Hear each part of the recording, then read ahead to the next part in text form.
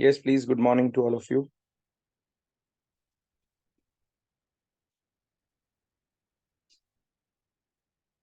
I hope everybody is feeling fine. And in the earlier lecture, we were discussing the topic called as management and administration, if I'm not wrong. What was the topic going on? Anybody can just tell me.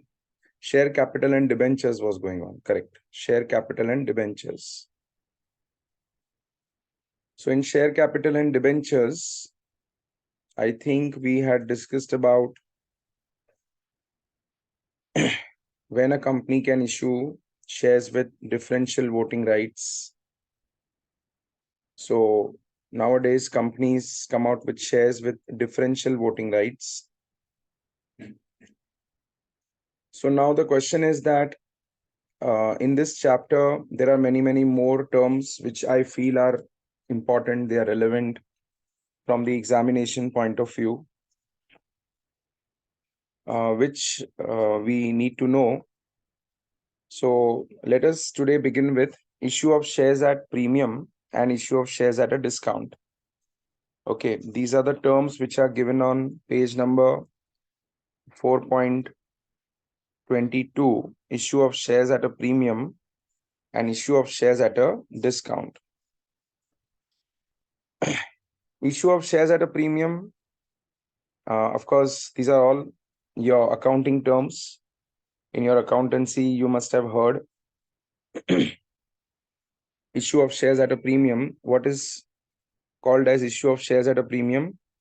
Whenever the issue price is greater than the face value, okay, if the issue price is if the issue price is greater than the face value, then we can say that shares are issued at a premium. Okay, if you see example number 8, which is given on page number 4.23, that the company is having a share of face value 10 rupees, issue price is 14 rupees.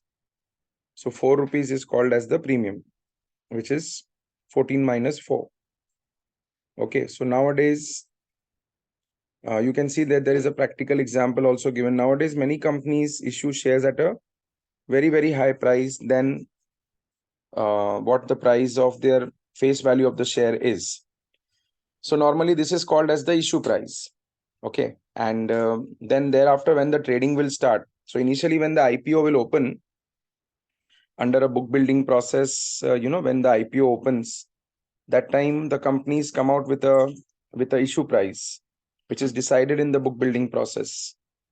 And thereafter, the companies issue shares at a higher price. And subsequently, when the trading starts, the price even goes higher. But if the company is not performing good, then the price can come down also. So I have seen stock markets in both ways. If the companies are not doing good, then the secondary market price can be lower than even the face value. Sometimes the shares trade even at a discount. Subsequently, if the companies are inefficient companies. However, if the companies are doing good, then the market prices are much higher than the issue prices. So basically, there are three prices. One is the face value, one is the issue price, that is the launching price at the time when the IPO will open, and the third one is the market price. Okay, so this example says that whenever the shares are issued at a premium, so you see there's a Lloyd's Luxuries IPO which has come, and on 28th September 2022, if you see, the practical example is given in the module, and it closes on 30th September. So within 2 days, the IPO must have been subscribed by the investors, by the prospective investors, by using a prospectus. So see, all chapters are basically in company law, they're all linked together. The listing at the NSE SME. So there's a small and medium exchange. I think in the class also I give examples that when companies can't afford to pay listing fees, of Bombay Stock Exchange. Bombay Stock Exchange, very costly stock exchange. The listing fees itself is very costly. So usually what companies do, they pay this thing, the listing fees are very high on BSE and NSE. That's why nowadays these stock exchanges have started their subsidiary stock exchanges. SME stands for small and medium exchanges. Okay, if you want, you can just circle the word and write there that SMEs are small and medium exchanges. So when these stock exchanges, they charge less fees, then it gives chance to the upcoming companies, to the new companies. All the new companies are also very much capable, but only thing is, because of the high listing fees, they just are very apprehensive of getting their securities listed. So with this SME concept which has come, it has given a boost in the listing of companies. So the share got listed on 11th October. If you can see in the practical example, 2 days were given to subscribe, then the share got listed. And the fixed price against which the face value, so face value was 10 rupees, and the IPO price, the issue opening price, fixed price meaning the issue price, okay, that was 40 rupees. So can you see 30 rupees is the premium that the company is charging per share. Now, then in section number 52, so we are discussing issue of shares at a premium. In the company law, it is section number 52 of the Act, okay. So what they are saying that subsection 1 of section 52, the premium shall be received in cash. So either company will get the premium in cash. Sometimes they get in kind also. Now you'll say how people will pay in kind. So you may, it's like a barter exchange. I think in the previous lecture discussion also we had discussed that there was a commission paid to underwriter by selling the flats. Okay, if you remember that example, I don't know how many people remember it, that the commission that was paid to the underwriters was by sale of flats. Okay, so sometimes in kind, sometime by giving shares, sometime by sale of flats, sometime by giving jewelry. So there are different ways by which you can pay. Sometime by giving LIC policies, insurance policies also in kind. So premium can be received in cash, premium can be received in kind. Okay. Once it is received, then it has to be transferred into reserves and surplus in the balance sheet. In the reserves and surplus, they will open one separate premium account, which is called securities premium account. Then premium will be maintained till the time it is used by the company for various purposes. And of course, it can be reduced only in the manner of the paid up share capital can be reduced under this act. So the premium utilization, now I'm coming to the point that how premium can be reduced, how premium can be utilized. So subsection 2 and 3 further adds that if the company wants to apply the premium, okay, if the company wants to use the premium, then these are the only 5 purposes where premium can be used. Just and fair.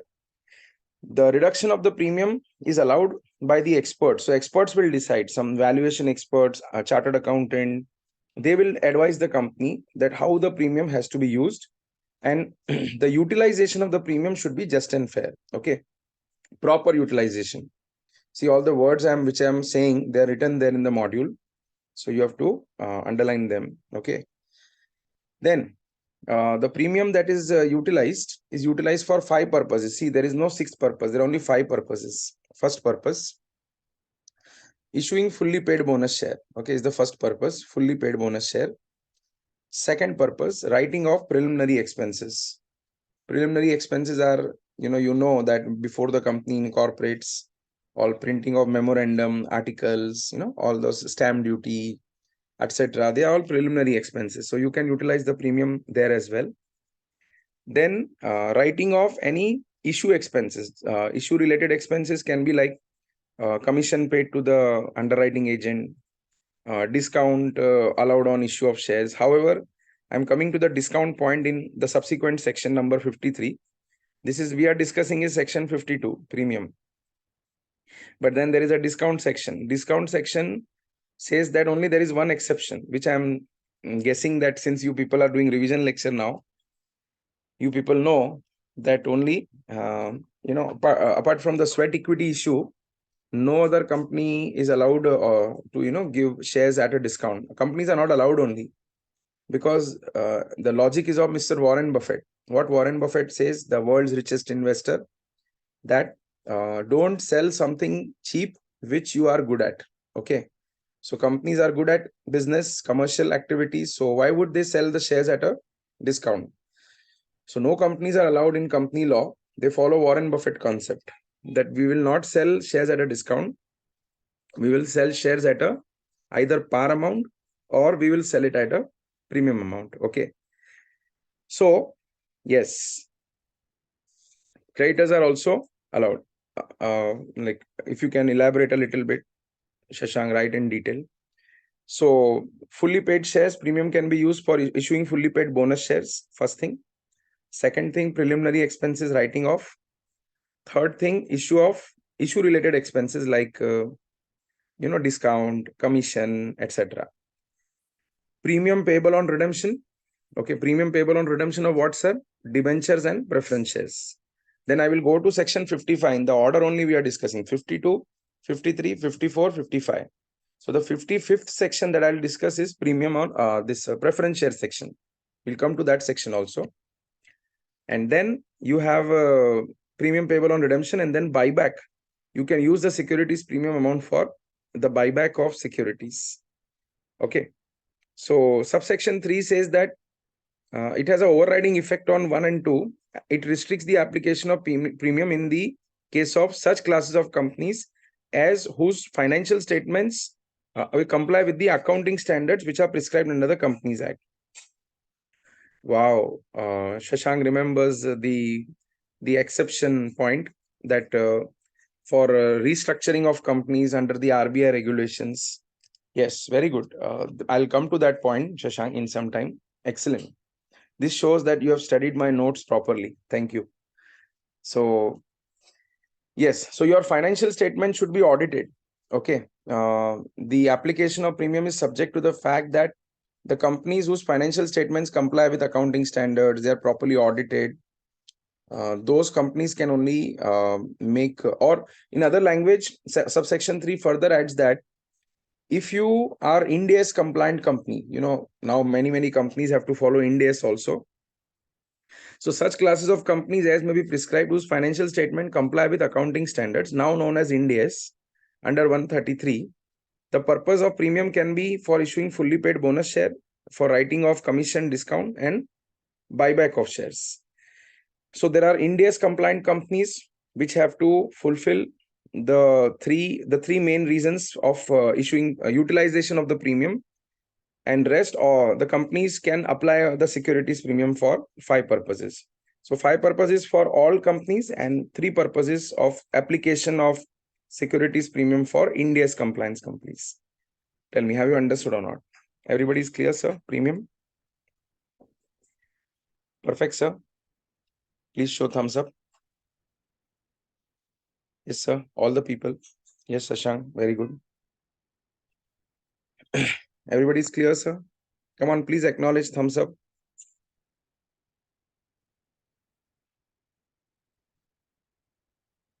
Everybody.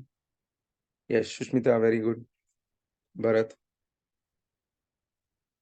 Come on, you should, yeah. Trupti, Madhav. Hi, Madhav.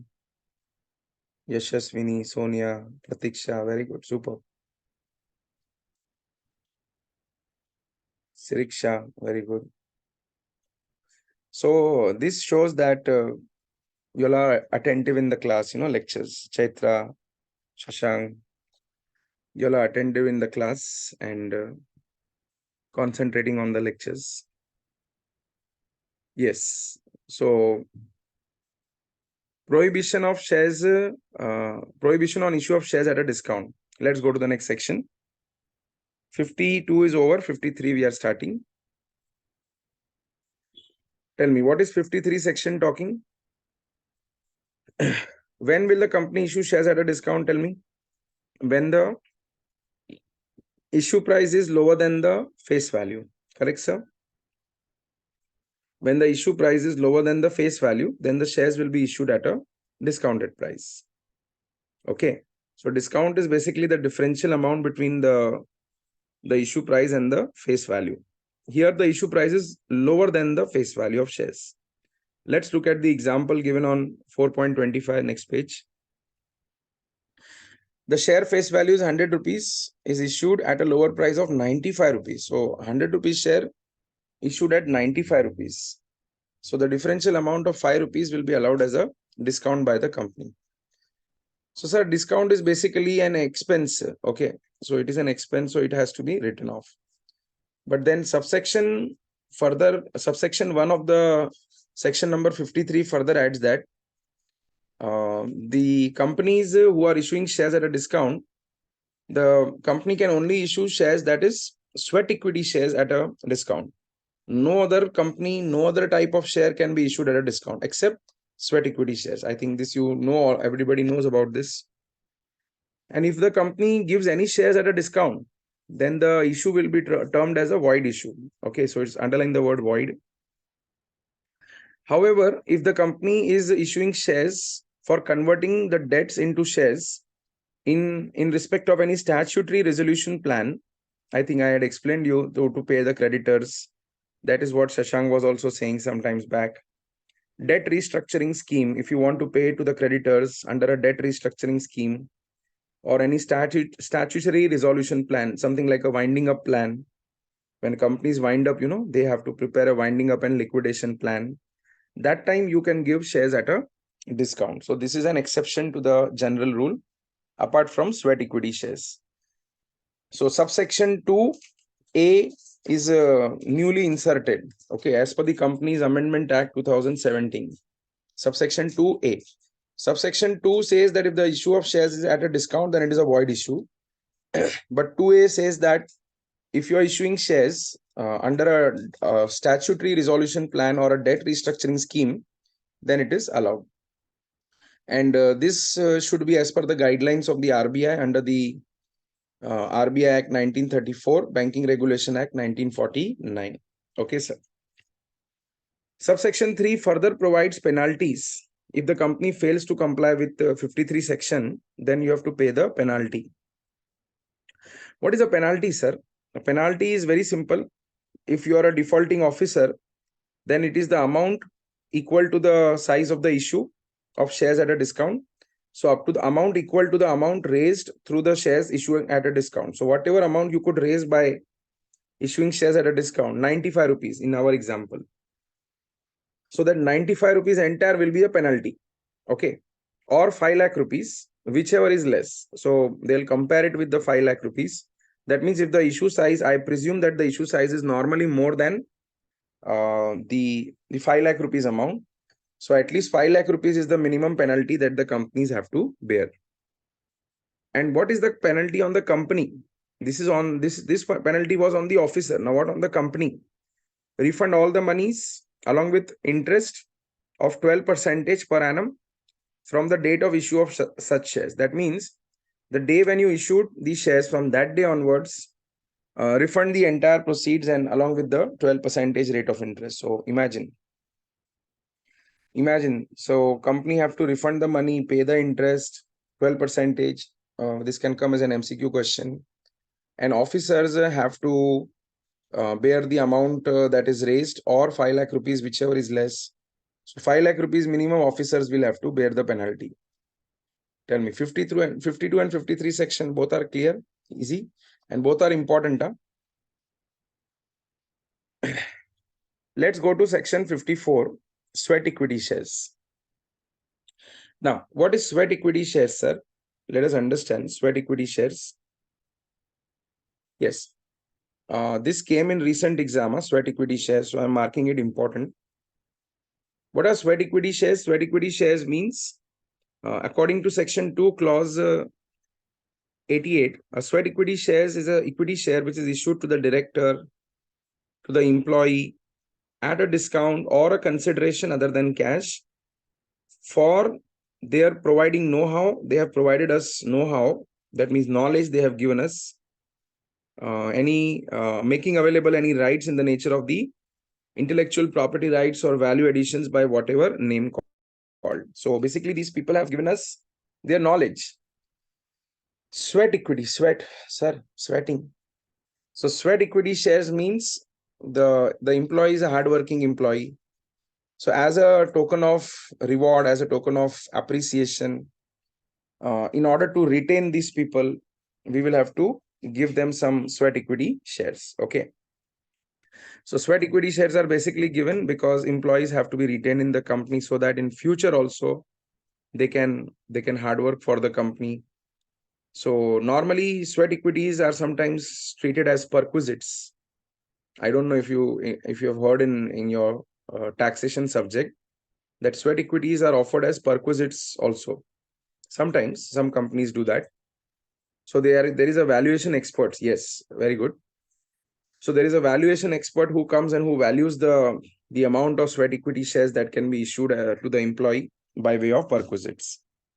So they have done some value addition for the company, and as a token of reward, we are giving them sweat equity shares. So what is the logic given? Sweat equity shares, next line, if you see, they are given to keep the employees in the company motivated. So if you work hard and you get rewarded, then you are motivated. See, it's all about vitamin M. As long as vitamin M is coming, you are motivated. Otherwise, sir, who will be motivated? You tell me. Everybody wants to earn money for earning bread and butter. So motivation comes by rewards. So same line is written here. So motivation, the Madhav is laughing. So motivation in the form of sweat equity shares, so that the employees are motivated by making them partner in the growth of the quarter. Like this is called good corporate governance. The company doesn't treat its employee as an employee. There's no boss and employee relation. They want to make them as a partner in the growth. That is the way companies should start treating their employees. This day when it will come in India, I'm telling you, India will automatically develop in its GDP. You don't need any encouragement coming from the prime minister. We will automatically double up the GDP. Prime minister encourages us that we have to reach 5 trillion, etc. But if employees are motivated, they are partnered in the growth, then even if he doesn't say, still we will automatically achieve. So employees have to be motivated. They should partner in the growth of the company.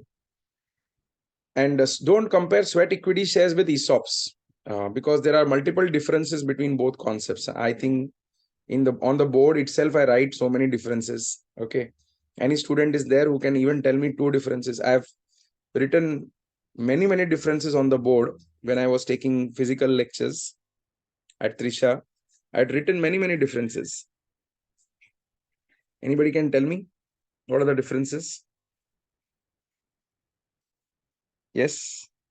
Any difference between sweat equity shares and employee stock options? Yeah, anyone? Or should I say? Come on, try.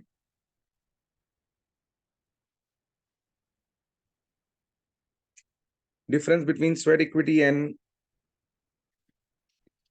employee stock options. Yes, please. Anyone?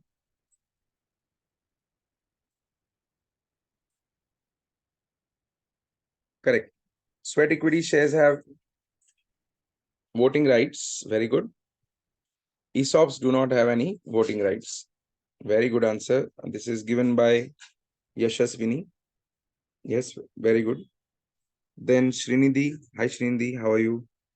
Srinidhi is saying that sweat equity share is like a reward, ESOP is like a retention. Okay, I agree.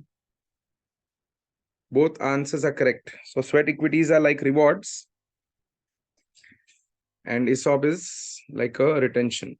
You can just say, Srinidhi, that sweat equity is a reward come retention both.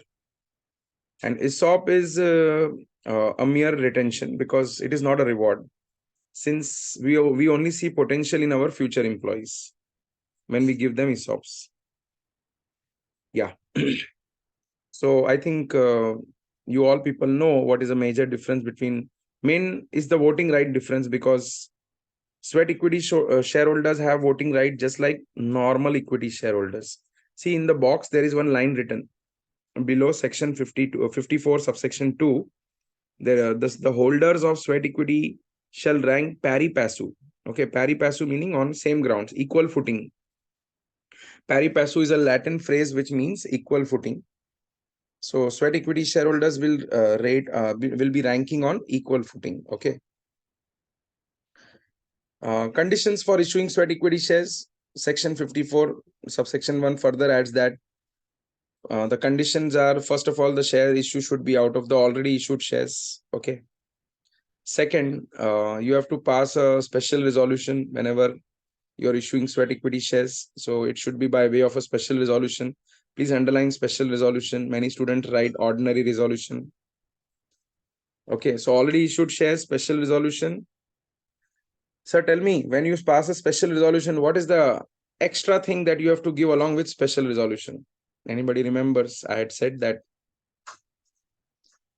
Yes, please. Anybody remembers the extra thing that you have to give along with special resolution? If you are revising, you should know. Very good. Madhav remembers. Yes, Srinidhi, Yashaswini. Explanatory statement. Very good. Explanatory statement for resolution. And should we file this, should we give this explanatory statement with resolution copy or with notice copy? With the notice of meeting or with resolution? With resolution or with the notice copy? Not thinking, sir, not thinking. You have to give this with the notice copy. Okay. It is filed with ROC with the resolution, but when you invite the shareholders first in the meeting, with the notice copy. See, Yashworth has said it correctly. With the notice copy you have to give, because first the shareholder should know what discussion is going to happen, on what grounds we will be passing a special resolution, and then only they will come and attend the meeting and they will pass the resolution. So explanatory statements are always attached with the notice copy. Are you understanding?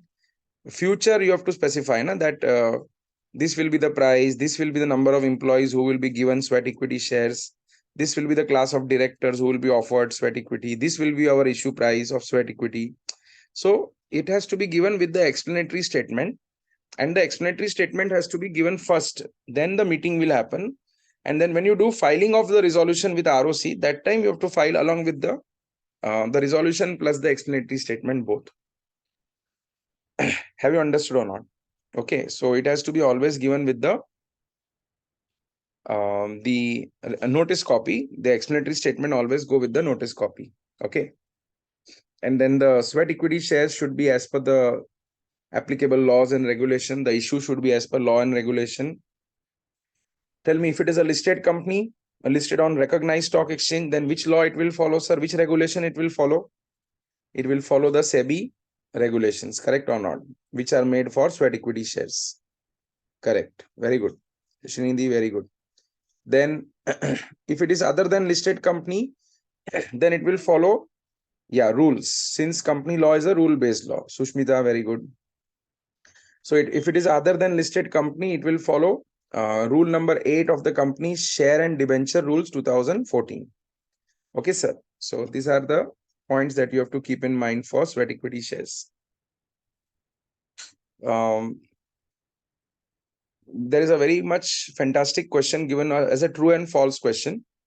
If you look at the true and false question, a company that is incorporated and commenced its business on 9th November 2022 can issue sweat equity shares only after 8th November 2023.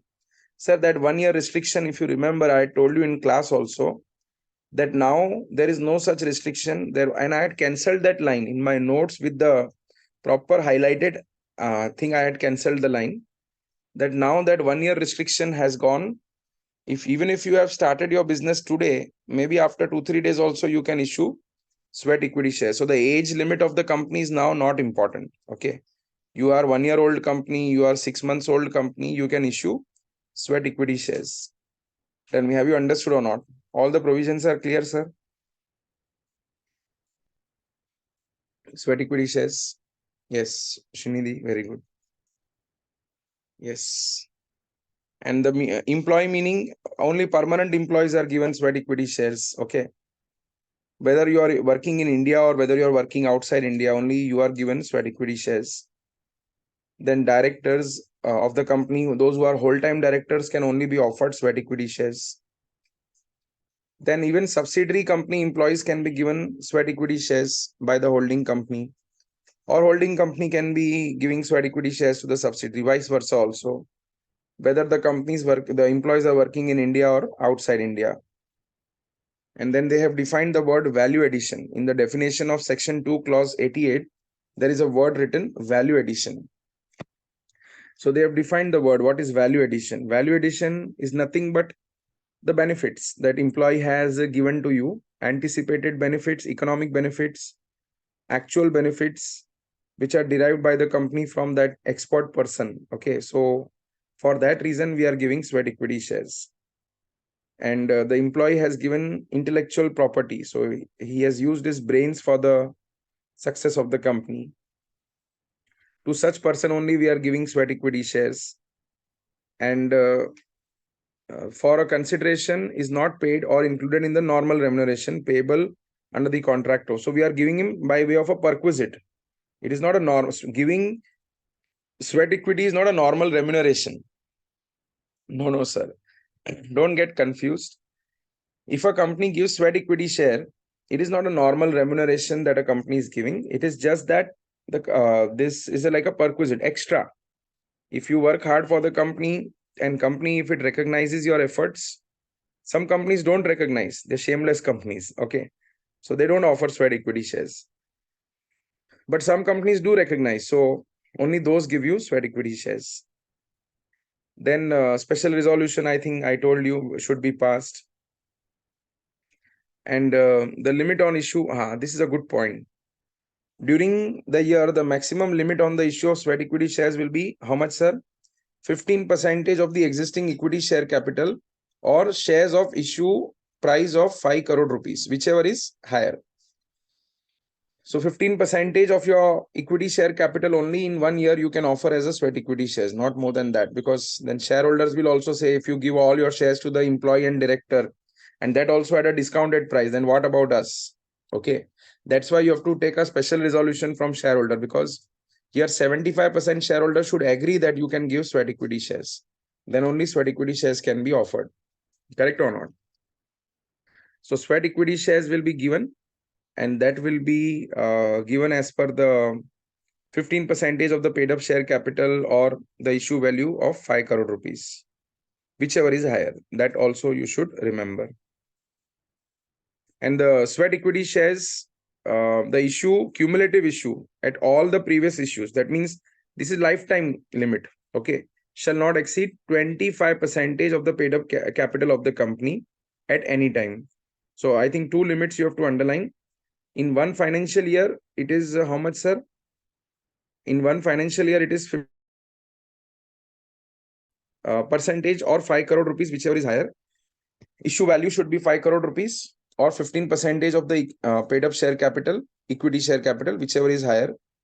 And in the overall limit, cumulative limit of all the previous issues combined, not exceeding 25%. Sir, this comes as a case study. Yeah? If I'm not wrong, I discussed one practical case study of the recent exam paper on these 2 points, conditional points, that 15% and 25%.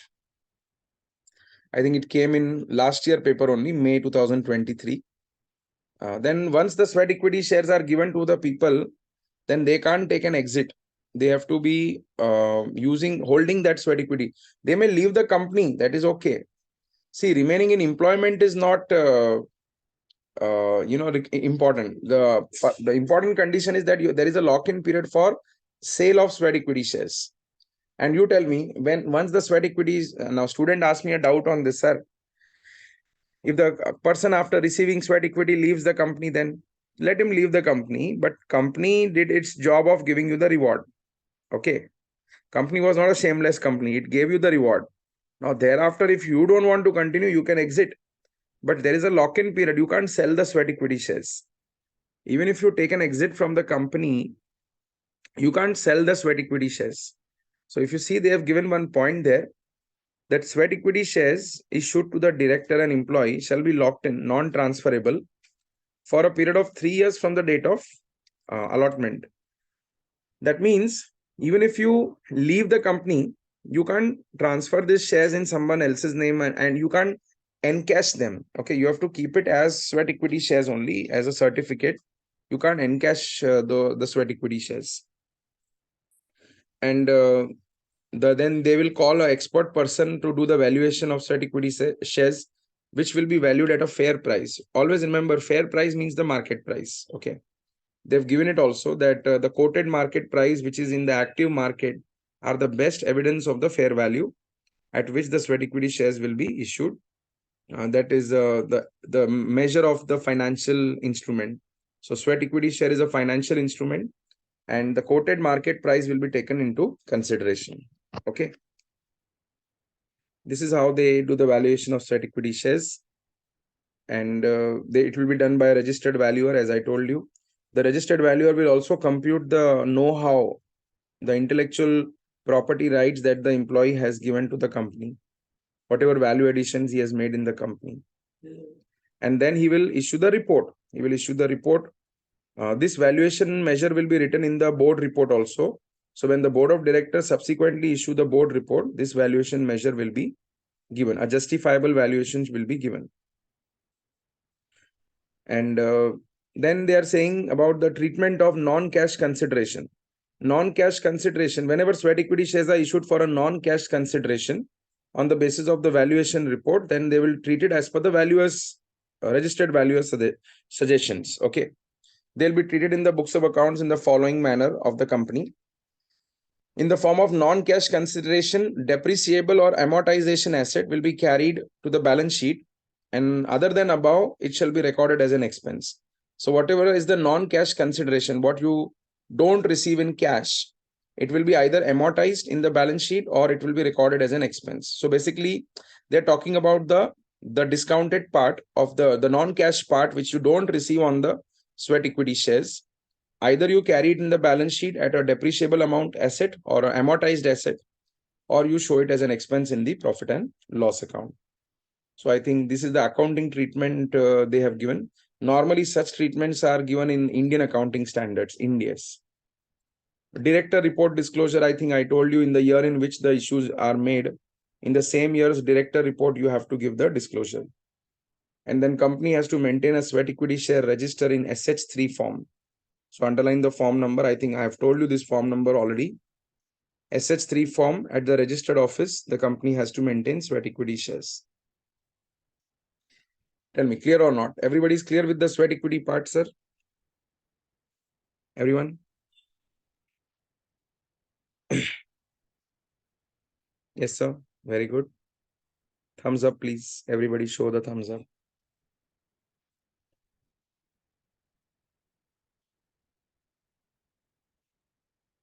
Okay, very good. Sweat equity shares. भर के देना थोड़ा.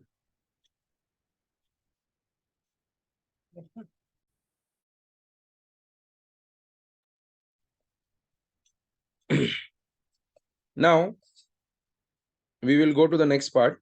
Issue of, yes, Rashmita, very good. We will go to the next part, issue and redemption of preference shares. Now we are talking about issue and redemption of preference shares.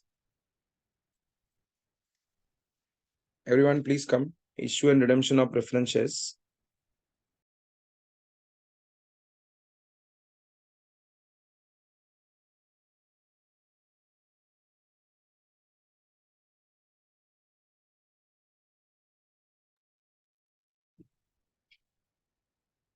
Can we start? Issue and redemption of preference shares.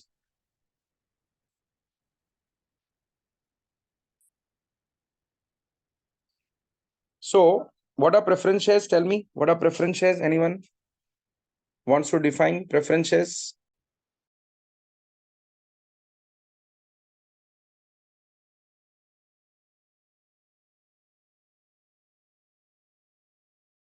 What are preference shares?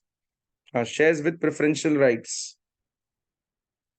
So, if I say DVR, differential voting rights, they also have a preference in dividend and they compensate on dividend. The correct is what Yashaswini just now said. The correct word is that preference shares have a preference over equity shares. Correct. On three things: dividend, redemption, winding up. Very good, Shashank. So on three things, they have a preference, that is on dividend, on redemption, and on winding up. On three aspects of the company, on three corporate actions, they have preference. That is, one is the redemption, one is the winding up, and one is the dividend. So let us look at this diagram. They have issued, they have shown the different categories of preference shares. What are the different categories, sir? Cumulative, on the basis of dividend payment, cumulative, non-cumulative, on the basis of participation in the surplus. What are the categories? Tell me. Participatory preference shares, non-participatory preference shares on the basis of surplus. Then, if you can see, on the basis of conversion, they are saying convertible preference shares, non-convertible. I think all these names you must have heard in your accounting also. Same names are written here. Then on the basis of redemption, you have redeemable preference shares and irredeemable preference shares. Okay, redeemable and irredeemable. So what are redeemable preference shares? The one which can be repaid after the certain time limit, which should not exceed 20 years. Remember, the maximum number of years in which the redemption should be done cannot exceed 20 years. And then there is an irredeemable preference share also. Nowadays, companies are not allowed to issue irredeemable preference shares. Apparently, we can say that. So see, in the first line only it is written, company which is limited by shares are not supposed to issue any preference shares which are irredeemable preference shares. That means you can only issue redeemable preference shares. Okay, so in Companies Amendment 1988 of the Companies Act, abolish the category of irredeemable preference shares. So irredeemable preference shares since 1988 only no companies are allowed to issue, when the amendment had come in the old act. I'm the only person in this classroom who has studied both the acts. Okay, 1956 also we had studied when I was doing my final CA, inter CA, final CA. And of course, I have to study for you people. I have to teach 2013 Act. So issue and redemption of redeemable preference shares. Tell me. So issue should be authorized by the Articles of Association. Okay, the Articles of Association should empower the company limited by shares. Only then the preference shares can be issued. So preference issue should be, and tell me, what did I say? That a company can have equity shares but no preference shares. Okay, allowed. But vice versa is not allowed. A company is having preference share but no equity share. That is not allowed. If you see any balance sheet of any company, okay, if you see any balance sheet of any company, you will find equity shares are always there. Preference share may be there, may not be there. Okay, preference share may be there, may not be there. So always remember that preference shares can be issued by the company, so it should be allowed by the articles. But there is no need for company to make articles for equity, because without equity, business cannot start. The first capital that you put in the business is the equity share. So you will find balance sheets without preference shares, but you won't find any balance sheet without equity shares, but with preference shares. That is not allowed. So in every balance sheet, you will see equity shares are always there. Preference shares might be there. So it should be authorized by the Articles of Association. Okay. Let's see that example is given. That M Limited is planning to raise a capital through preference shares. Its articles are silent. So articles are not giving any permission to issue preference shares. Board of directors are of the opinion that redeemable preference shares can be issued. Board of directors are making their own law. Okay, since it is given in the article that it is silent, no, not authorized to issue preference shares expressly, then M Limited can't issue preference shares. They may have to alter their articles by Articles of Association by applying to the ROC, get the clause incorporated in the article, and then issue preference shares. Okay, but they can't issue preference shares without incorporating the condition in the articles of association. And what is the maximum tenure for redemption? I think I told you, not exceeding 20 years from the date of issue. So I told you this already, that 20 years is the maximum time limit. Beyond 20 years, if the shares are issued, then they are called irredeemable preference shares. And currently in India, from 1988 onwards till today, and maybe thereafter also, the irredeemable preference shares can't be issued. Okay. The company has to conduct a general meeting, pass a special resolution for issuing preference shares.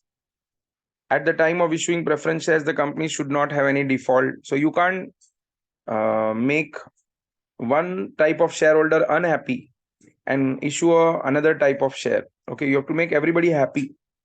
So what they are saying, that if your default is subsisting default meaning if it is a prevailing default, it's going on. Default is going on and you are issuing preference share, not allowed. Which default, sir? Redemption of preference share or payment of preference dividend. So if any default of redemption of preference share and payment of dividend is currently going on, then you cannot issue preference shares. Okay. Then the company has to maintain a separate register for preference shares, register of members. Whoever is your preference shareholder, that fellow is also your member of the company. Okay.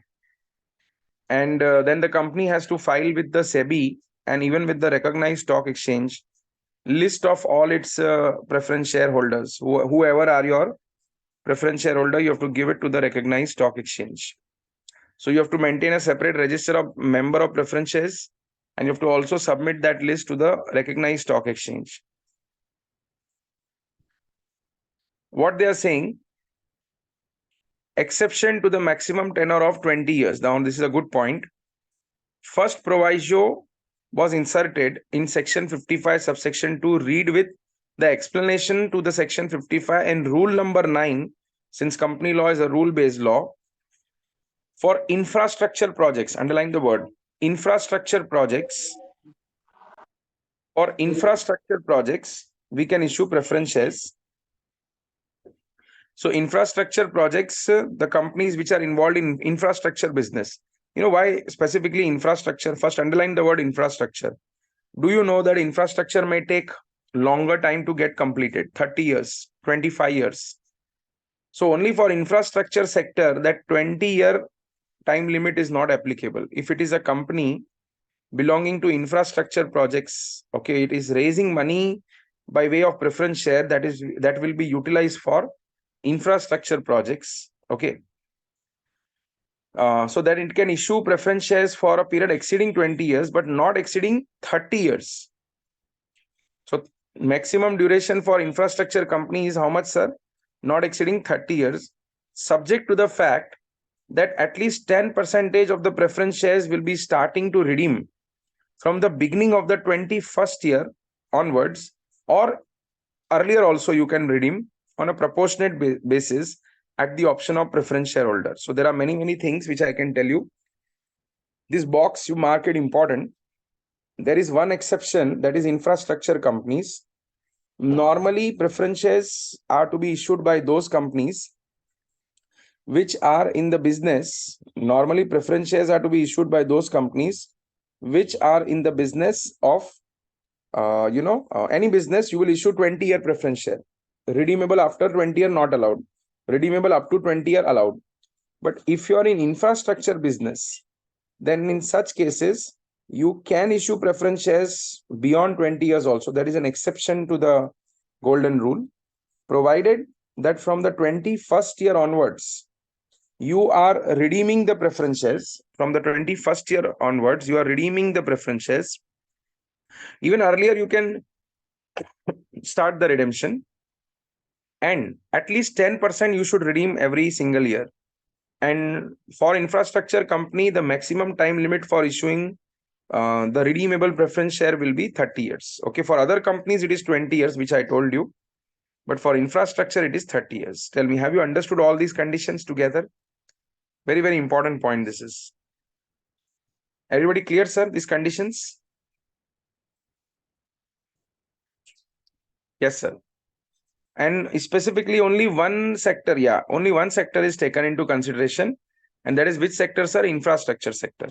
Okay, yes, Sonia Pujari, very good. Tell me. So preference shares can be redeemed out of, sir, profits made by the company. Come on, this is all your accounting concepts. What is the procedure? Section 55 subsection 2 says that preference shares can be redeemed only out of the, so the conditions for redemption and payment of premium on redemption, if any.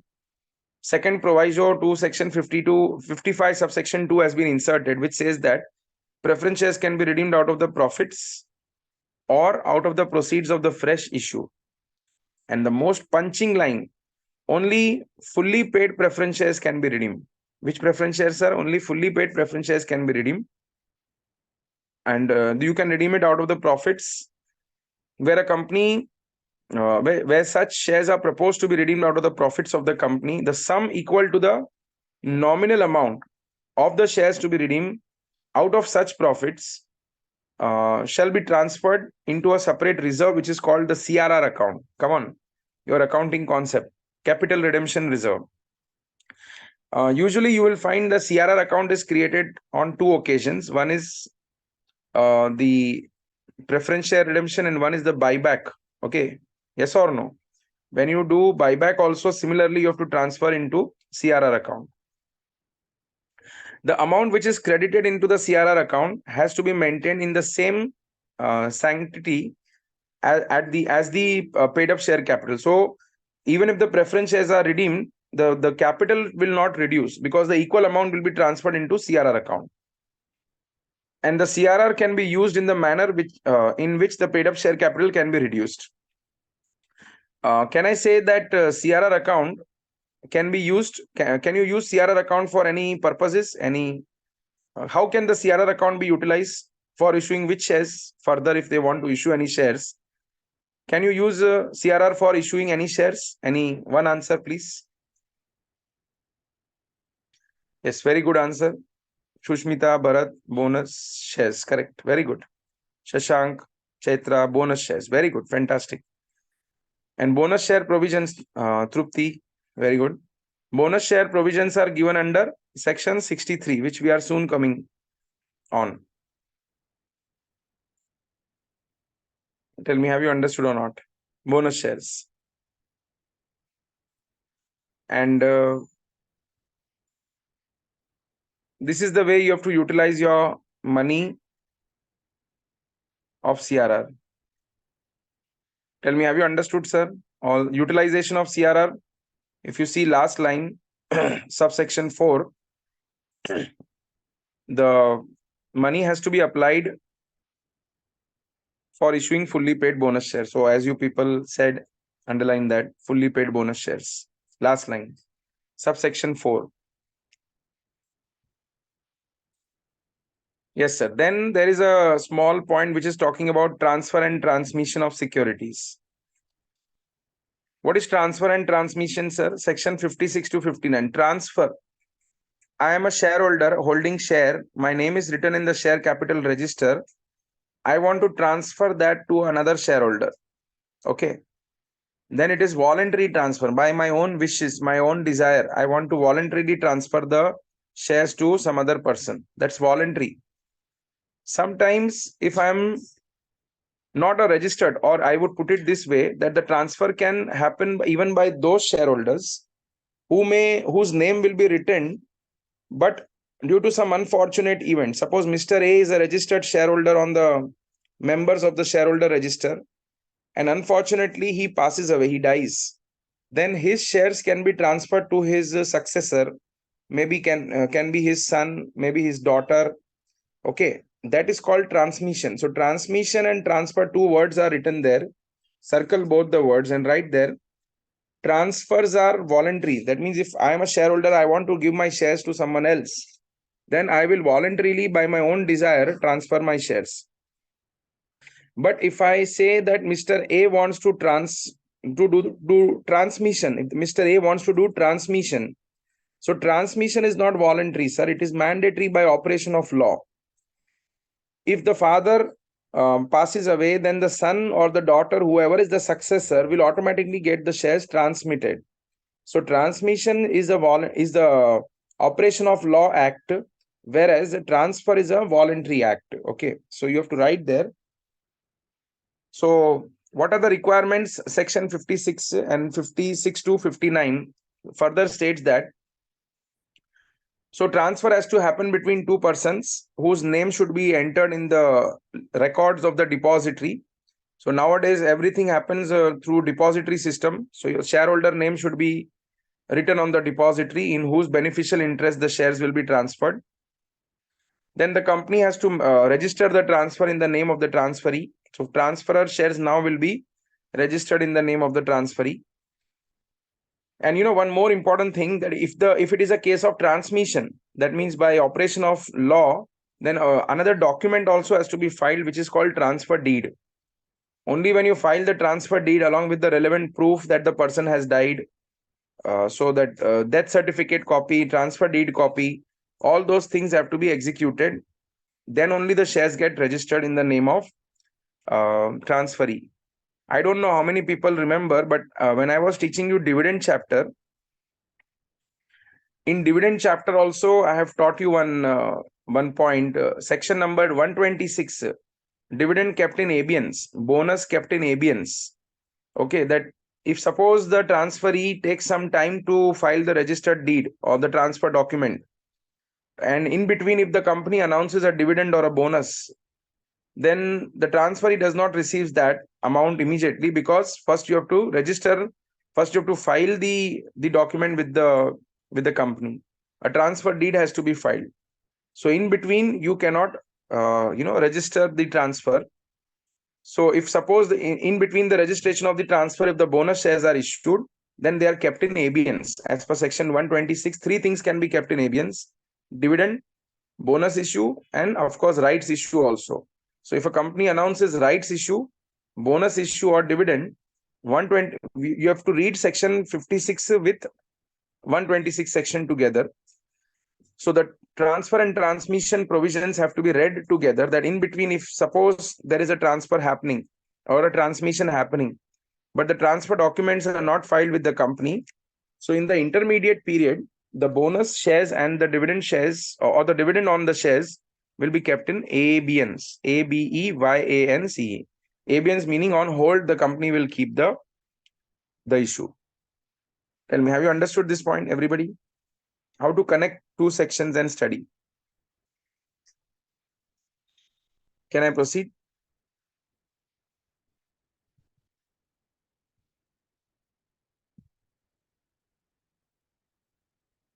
All the people, can I proceed further? Now, what are the conditions to register the transfer? Yes, first of all, you have to file the instrument of transfer, which I think I told you. You have to file this instrument of transfer. It should be executed by the transferor to the transferee. Then the instrument must specify the name, the address, the occupation of the transferee. All the details of the transferee has to be given. The instrument should be duly stamped and it should be duly dated. It should be filed in the prescribed form, and please mark the form number. The form number is SH4 form. The form number is SH4 form. And see, nowadays nobody holds security in physical form. Okay, but there were times when securities used to be held in physical form. So this is company law. It talks about some redundant technology.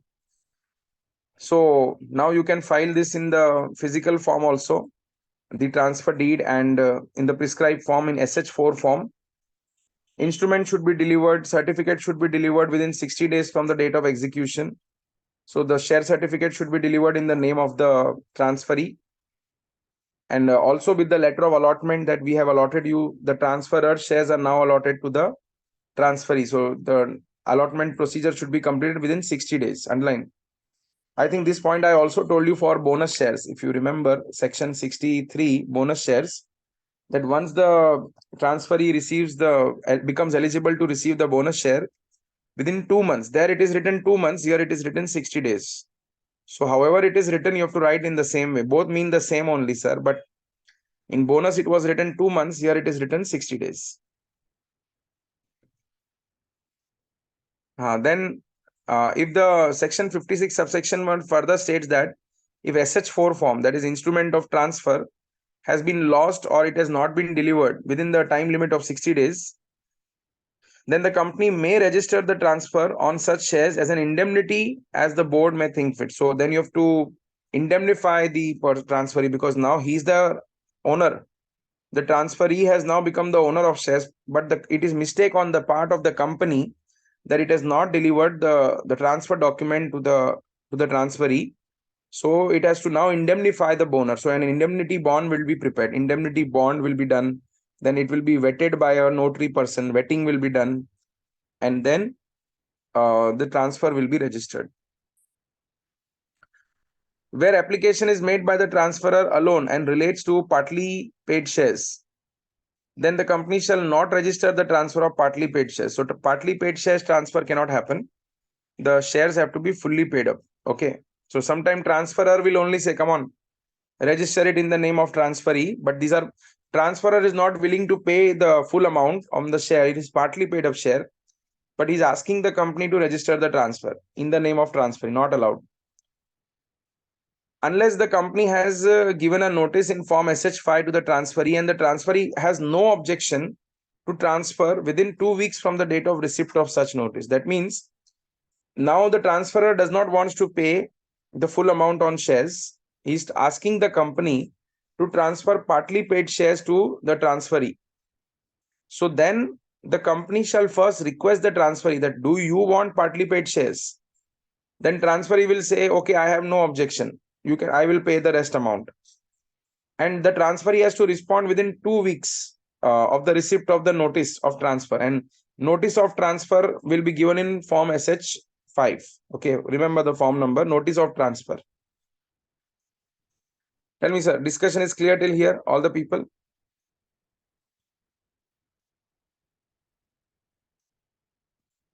Yes, sir, everybody?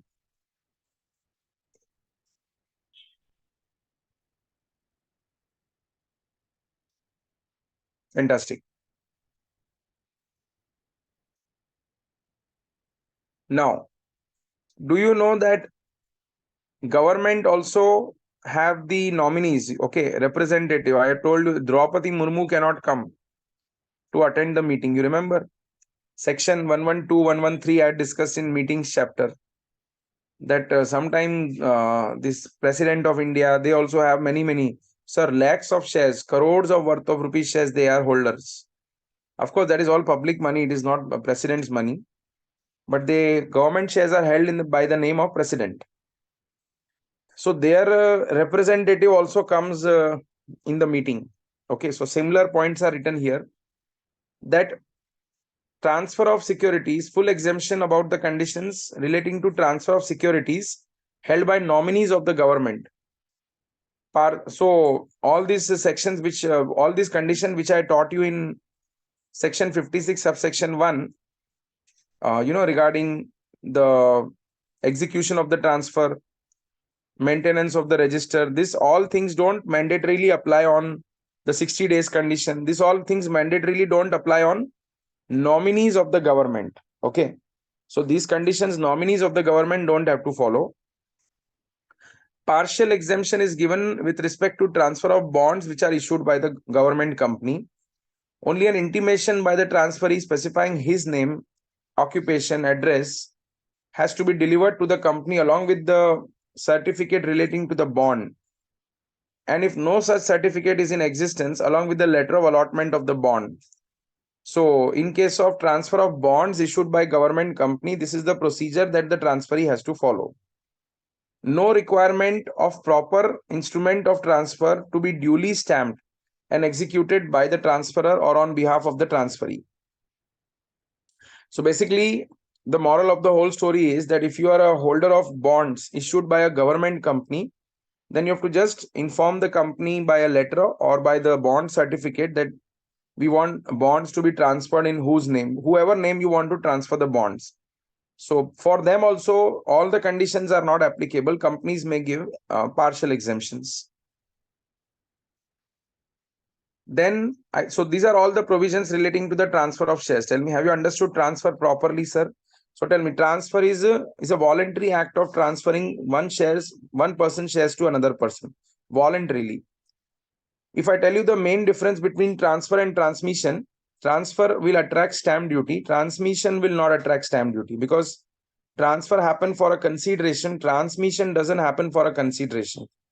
So now I'm going to the point of transmission. If you see down, next point, transmission can happen by death, succession, inheritance, bankruptcy, marriage.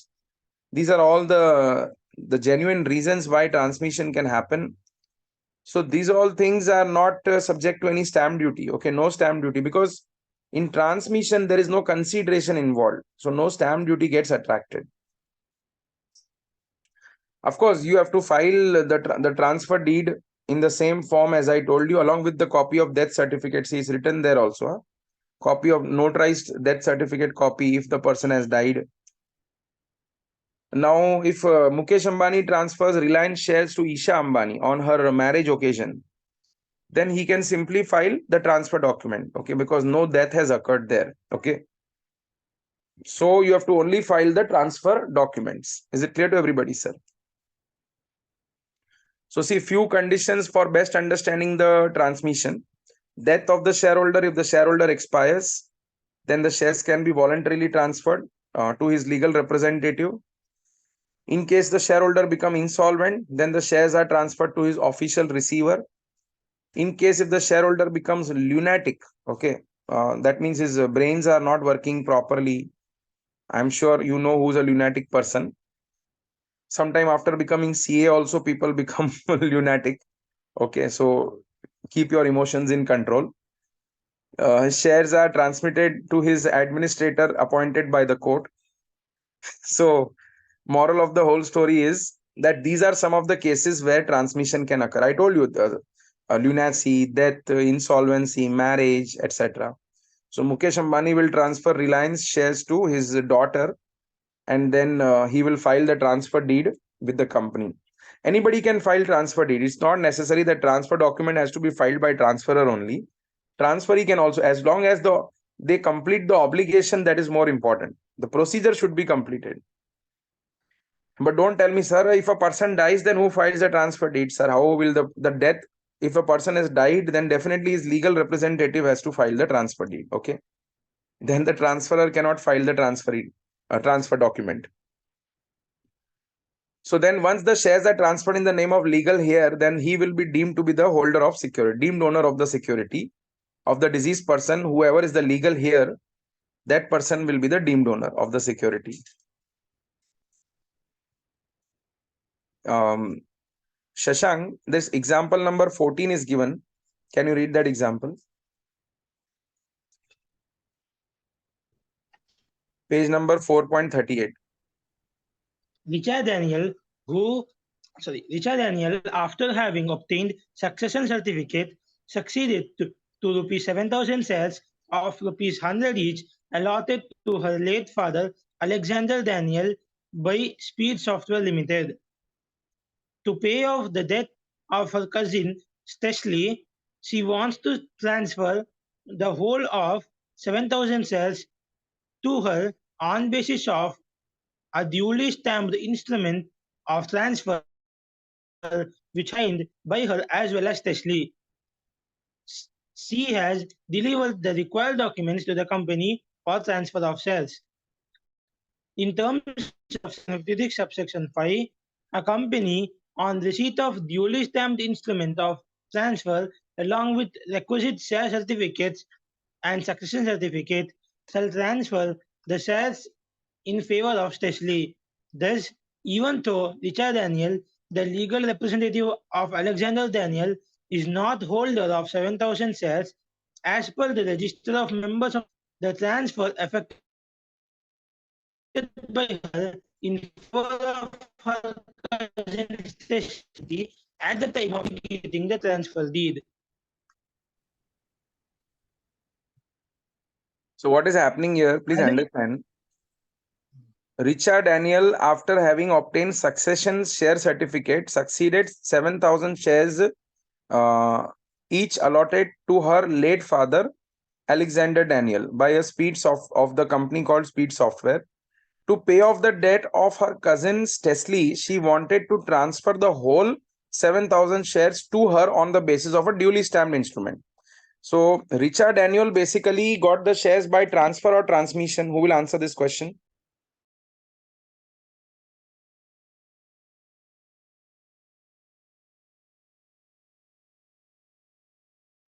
Richard Daniel got the shares by transfer or transmission. Bharat, answer is correct. Very good. She got the share. No, Shashank, she got the shares by transmission. How you are saying transfer? Richard Daniel obtained a succession certificate. Succession, yeah. Sushmita, correct. She got the shares by way of transmission. Srinidhi, correct. Very good. Now, her cousin was there, Stesley. She had some liabilities, okay, debts. So Richard Daniel, now she wants to transfer all the 7,000 shares which she had received under a transmission document to Stesley. I told you first only for transfer there is no payment of stamp duty. So don't question me on this point. That's in the question. See, if you read the question without applying brain, then you will question me on silly doubts. Here the question is clearly saying stamp duty, duly stamped instrument. That means stamp duty is paid. But on which transaction it is paid? From Alexander to Richa or from Richa to Stesley? Which transaction the stamp duty is paid? Tell me. Identify the transaction.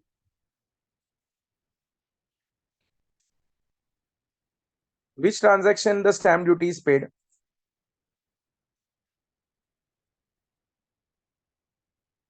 It is paid on Alexander, yeah, Richa to Stesley, correct. On Richa to Stesley, the stamp duty is paid. Correct. Very good. I think all the people are giving correct answer. Yes. Accordingly, she has delivered the required documents to the company for transfer. So, Richard Daniel has given all the transfer documents to the company. She also delivered the duly paid instrument. Now, what is section 56 subsection 5 saying? That company will receive the document, the duly stamped instrument of the requisite share certificate, succession. So now Richard Daniel has to not only give the transfer document, but she has to also give the old documents, how she got the shares from her father, deceased father, and then how she transferred. So all the cycle documents she has to file. That's why she is filing share certificate. That's why she is filing succession share certificate. Okay, succession certificate, that she is the successor of the father's shares in favor of the Stesley. So Stesley is now the transferee and Richard Daniel becomes the transferor. Even though Richard Daniel, the legal representative of Alexander Daniel, is not the holder of 7,000 share as per the register of member of the company, the transfer is affected by her favor to her cousin favor, that is Stesley, is a valid transfer. She was not the original shareholder. Richard Daniel was not the original holder. The original holder was her father, Alexander.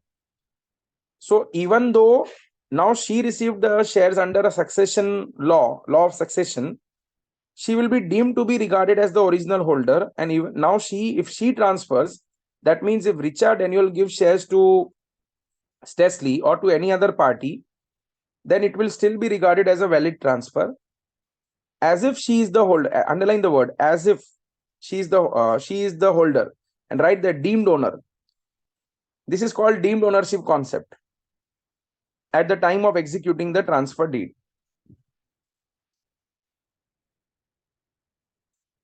Tell me, have you understood the transaction, everybody? Is this transaction clear?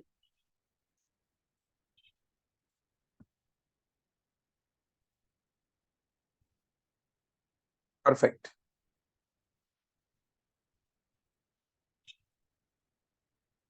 And now see, there are some time limits which are given for delivery of the certificates. If you come to subsection 4, there are some time limits also given. Please see the time limits. Every company, unless prohibited by any provision of the law or a regulation, tribunal, court, etc., deliver the certificates of all securities which are transmitted. And now companies, see what is the maximum time limit, sir? 2 months. I think I've been telling you that you have to deliver the certificate in 2 months. 2 months is the common time limit everywhere. Then we will see some changes. So the time limit for delivering the share certificate, in case of the subscriber of the memorandum of association, if you are a subscriber to the memorandum, tell me, memorandum of association has 6 clauses. So the 6th clause, that is the subscription clause, if you are the subscriber to the memorandum, MOA, generally the person who is the subscriber to the MOA is also called as the first director of the company. If your names are written in the MOA, you're also called as the first director of the company. So within 2 months of the incorporation, you will receive the share certificate. In case if the company is doing a normal allotment, again 2 months from the date of allotment, you will receive. Transfer of securities. Now transfer provision and transmission provision, 1 month from the date of receipt of the instrument of transfer, and 1 month from the receipt of intimation of transmission. So 1 month from instrument, 1 month from intimation of transmission. This 1 month time limit. In case of any allotment of debenture, the company can allot you the certificate even within 6 months from the date of allotment, underline 6 months. So for debenture, it is 6 months. Share, it is 2 months. If it is a transfer case, 1 month. If it is a transmission case, 1 month from the receipt of intimation of transmission. And in case the securities, all securities specified by specified IFSC companies, that is the banking code companies, 60 days after the allotment or incorporation or transfer or transmission. So 60 days is the time limit. So I think all the time limits should be clear to you. Tell me, have you understood or not? All the time limits.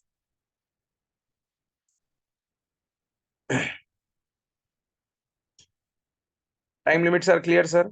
Perfect.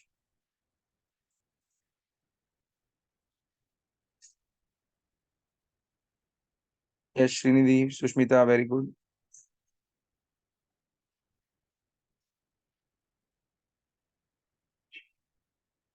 And what is a transfer document, sir? SH4 form. It is also called as instrument of transfer. Sir, what is the penalty on the company and every officer who don't do the transfer as per the respective provisions which we just now discussed? 50,000 rupees is the flat penalty. 50,000 rupees the flat penalty. Okay, sir. Clear hai? Everybody is clear, sir. Perfect.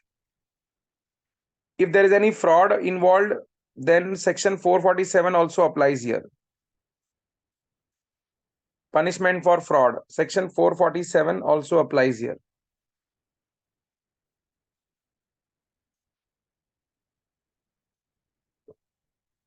If there is any punishment applied on the shareholder, suppose someone wrongly goes and tells to the company that I am the shareholder, deceitfully personates.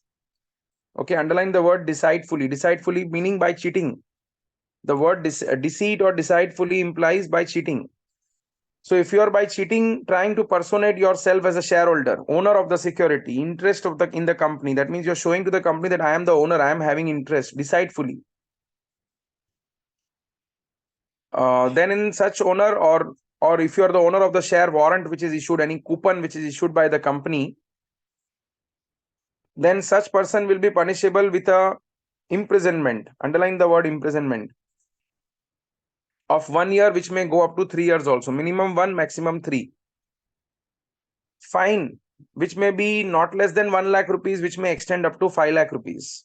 So moral of the whole story, if you decide, section 57 says that if you deceitfully try to personate yourself as a shareholder, owner of the security, imprisonment minimum 1 year, maximum 3 year, and fine minimum 1 lakh, maximum 5 lakh. The personation penalty also may attract section 447, fraud. 447 may get attracted. Tell me, have you understood or not? Now, section 58 further states that if a company refuses to register the transfer of shares, which is a movable property, so that I want to transfer my shares to Mr. A, company is refusing, not allowing to register the transfer. It's my wish, sir. I am the holder.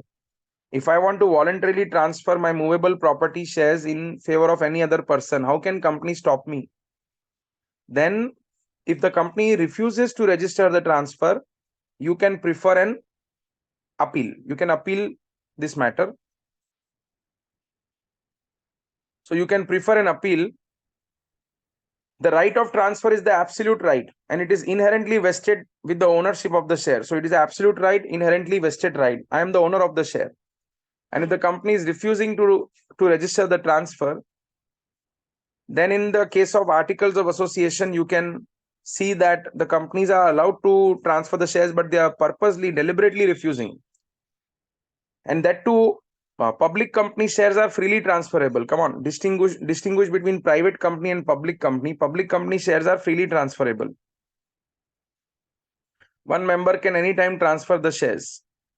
The articles of a private company may contain certain kind of restrictions on the transferability, like you have to take the permission of the board of director, etc.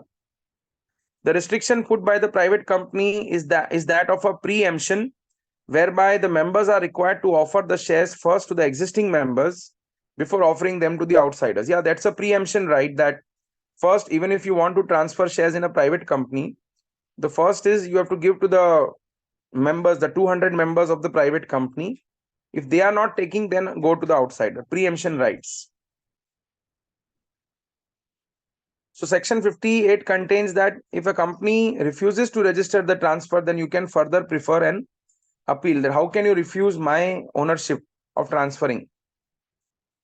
Okay, so the company shall send a notice of refusal to me, that is the transferor, stating reason why it is not allowing me to transfer the shares.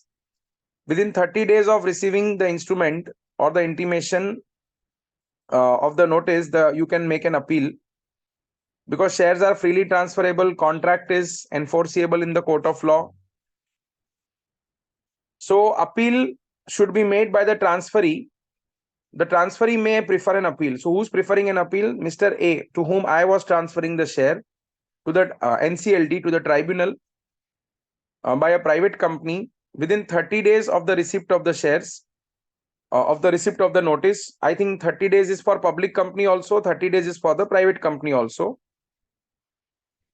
60 days, now 60 days is important. 60 days from the date on which the instrument of transfer intimation of notice was delivered by the company, in case no notice has been sent. So if you receive the notice within 30 days, you have to make an application to the tribunal for filing an appeal complaint against the company. But if no notice is given, by no intimation is given by the company to the transferor, then the transferee may prefer an appeal within 60 days time, because we were not knowing, so the time limit is little more. So let's take one example. Example number 16, Shashank, can you read this?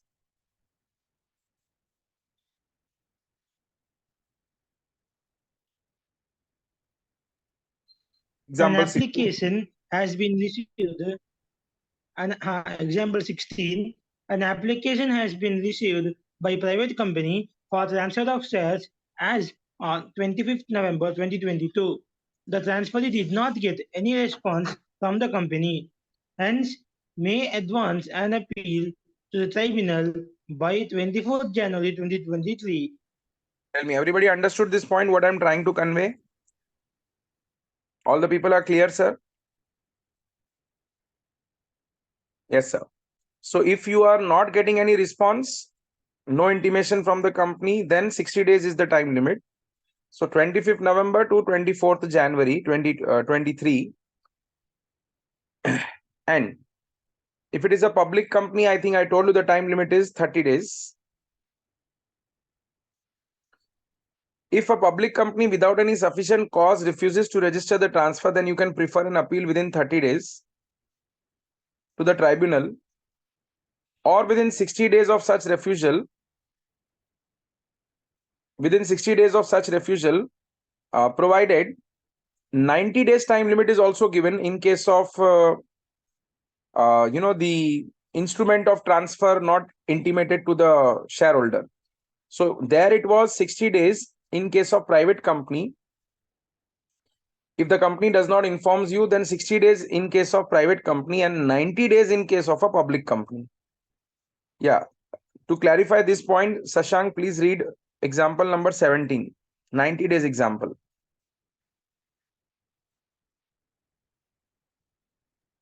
An application has been received by a public company for transfer of share on 25th November 2022. The transferee did not get any response from the company, hence may advance an appeal to the tribunal by 23rd February 2023. Tell me, did you understand, sir? 23rd February, why it is written? If it's a public company, then 90 days time limit. If it is a private company, then 60 days time limit. Okay, sir?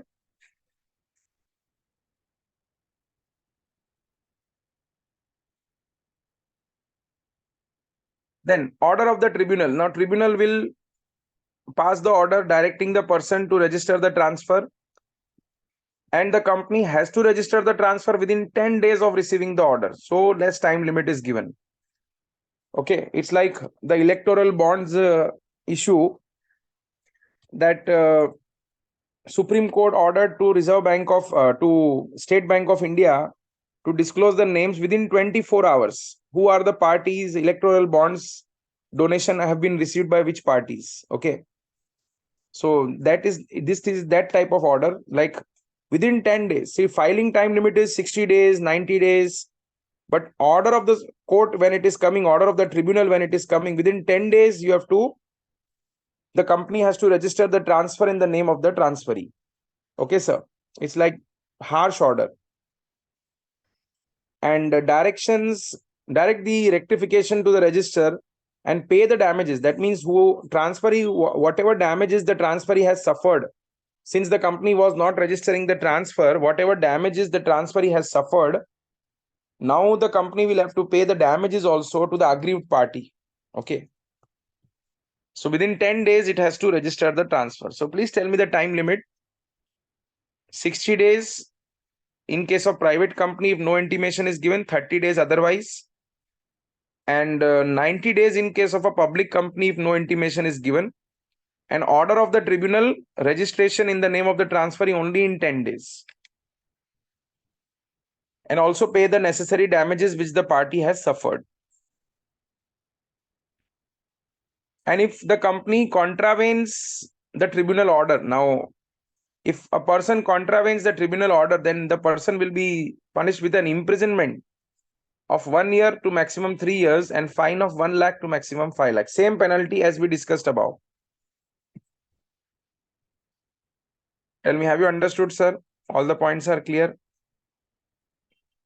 See, there is a summary chart given for refusal to transfer. Private company, public company.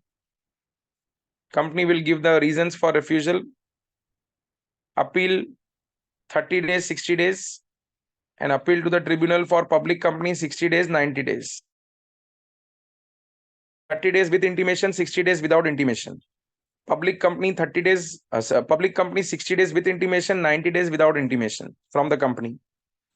Tribunal order, register transfer in 10 days. Rectification of the register, pay damages. If you don't register the transfer, imprisonment and fine. Imprisonment 1 to 3 years, fine 1 lakh to 5 lakhs. Have you understood or not? Tell me, is it clear, sir, all the people?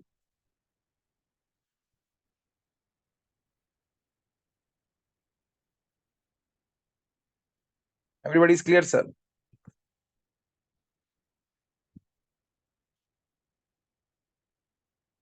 Very good. So now we can relax for 2 minutes. Then we'll start. 2 minutes relaxation. Relax. Heavy topics. These are heavy topics.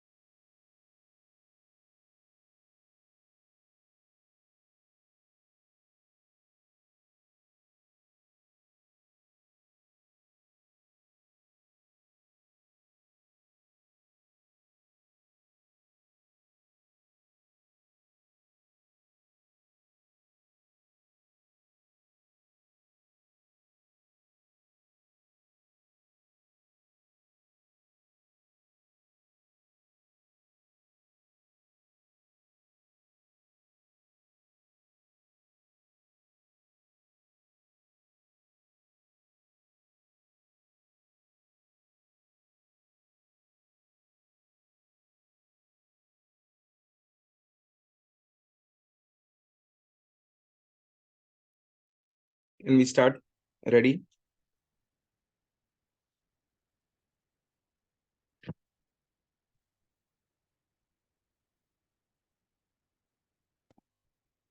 Yes, please. Can we start?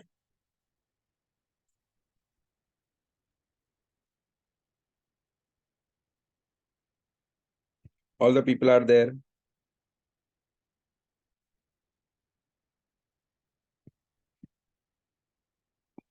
Am I audible? Yes, sir. Okay, very good. Please tell me, have you completed? Yeah, Srinidhi, very good. Have you completed law preparation? Are you preparing the subject properly? Companies Act, have you prepared properly? Your lectures have been conducted nicely. Revision is going on. Crash revision, crash course is going on. Have you prepared the subject properly, all of you?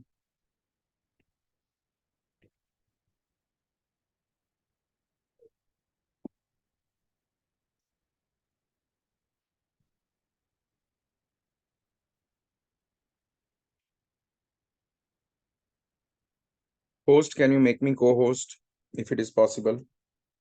I have logged in again. Please solve RTPs. Have you started solving RTP questions? Yes, RTP is very important. Solve RTP, solve MTP, ICAI. This I can advise you.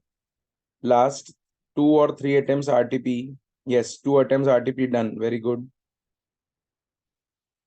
At least 3 attempts to 4 attempt RTP you should solve. And please also do mock test paper questions. ICA mock test paper questions are important. And I think many students had requested me for a small suggestion on how to study auditing. So I will keep that as a last lecture discussion. I think I have one more lecture after today's. So I'll just give you some hints about how to prepare for auditing subject because that's my moral duty to tell you. Okay, sir. Just remind me to tell you on that in the last lecture I will discuss. So tell me, are these revision lectures, crash course lectures beneficial? Everybody is finding it beneficial within a short span of time. Maximum concepts we are revising. Is it beneficial or not? Yes, sir. Everybody.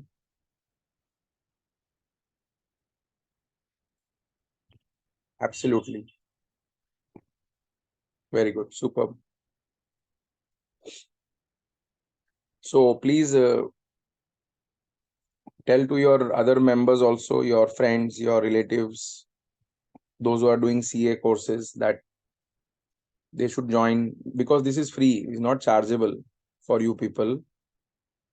So you should ask your colleagues, your classmates, college mates to take the maximum benefit of the lectures. Okay. And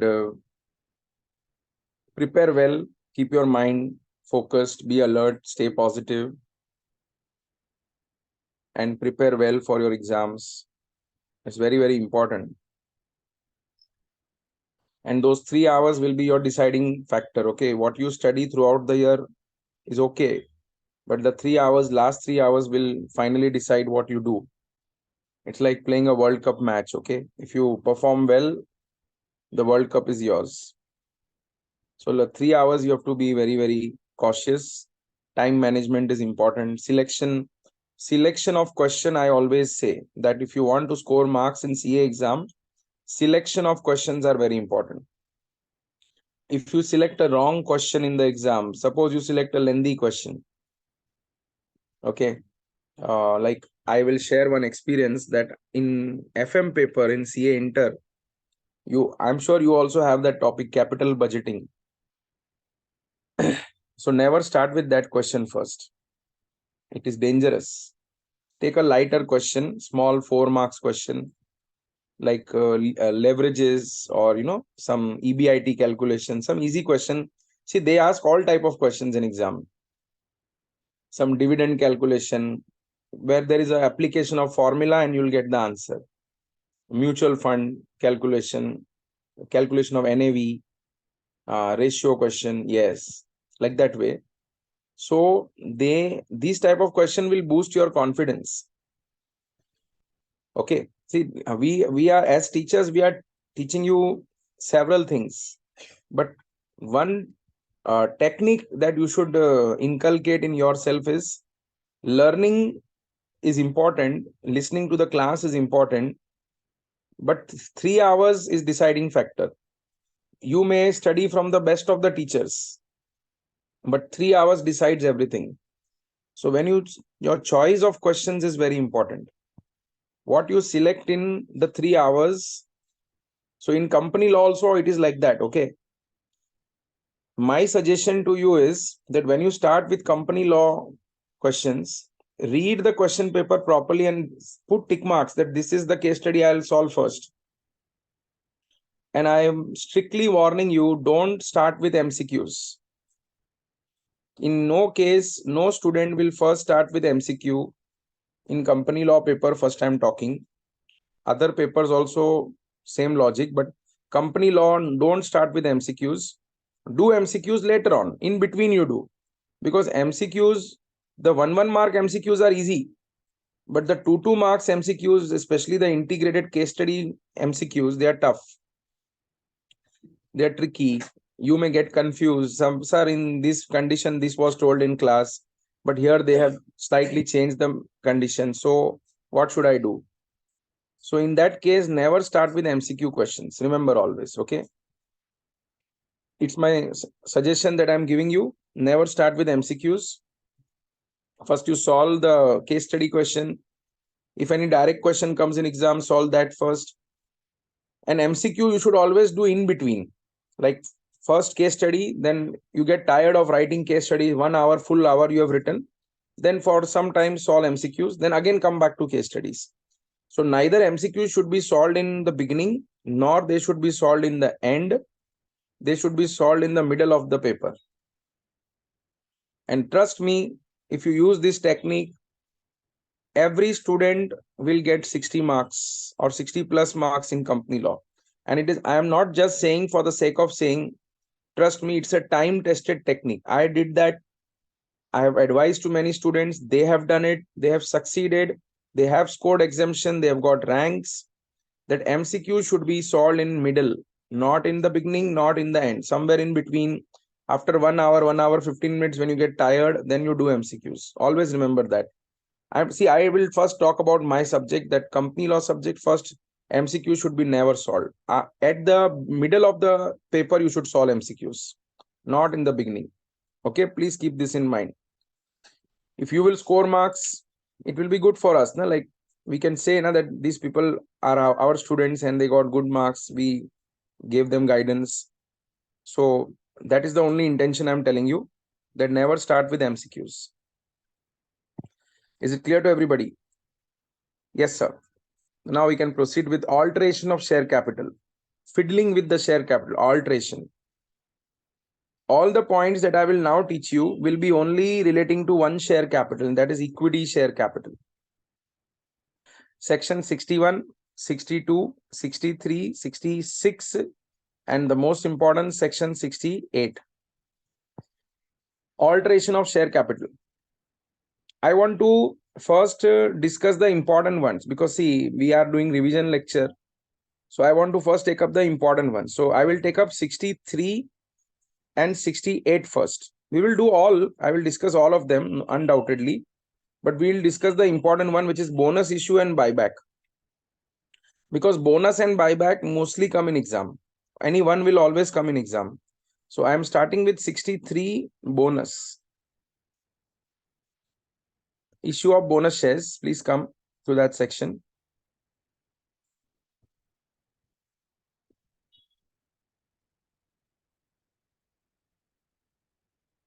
issue of bonus shares, page number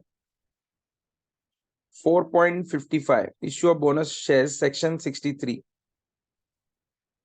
Very, very important. Fully paid up shares can be issued as bonus shares. Okay. Bonus shares are generally given by the company free of cost to their existing shareholder in proportion to the number of shares which are held by them. Okay. Free of cost. So suppose you are a shareholder. If you look at this example, which is given example 23, a company issued bonus shares in the ratio of 1:2. So 2 is the number of shares held and 1 is the bonus share. Then the holder of 100 shares will get 50 bonus shares. So if you are having 2 equity shares, you will get 1 bonus share. So if you are having 100 equity shares, you will get 50 bonus shares without making any single rupee payment. And now this means that now the holding of that shareholder will become 150 instead of 100. So tell me, his net worth will increase, correct or not? A shareholder net worth will increase if the company allots you bonus shares. So net worth increases. The Supreme Court, in the case of Standard Chartered Bank versus Custodian, has further made it clear, Honorable Supreme Court has made it clear that bonus share is like an accretion. It's like an addition to accretion, meaning it's like an addition to the existing number of shares that you have. And the bonus share is issued when the company capitalizes its profits by transferring an amount equal to the face value of the share from its reserve to the nominal capital. Or in other words, when undistributed profits of the company is retained by the company under the head capital against the further issue of shares to its shareholders, that is called bonus shares. So bonus shares have therefore been described as the distribution of the capitalized undivided profits. So what is bonus share? It is a distribution of the capitalized undivided profits. Or so this is given by the Honorable Supreme Court in the case of Standard Chartered Bank versus Custodian. But in simple language, I will tell you, bonus share is nothing but capitalization of reserves. Even in more simple language, I am saying bonus share is nothing but capitalization of reserves. So it's the distribution of the capitalized undivided profits. Bonus share increases the share capital of the company. Bonus share is the property of the company. It is also property of the shareholder. And it comes into existence with an identity and with a value which is capable of being bought and sold. Suppose after receiving bonus share, if you sell those 50 shares in the market, you will get the market price. Even though you received free of cost, imagine for something that you received free of cost, if you sell that in the market, you will get the market value. So imagine the power of bonus shares.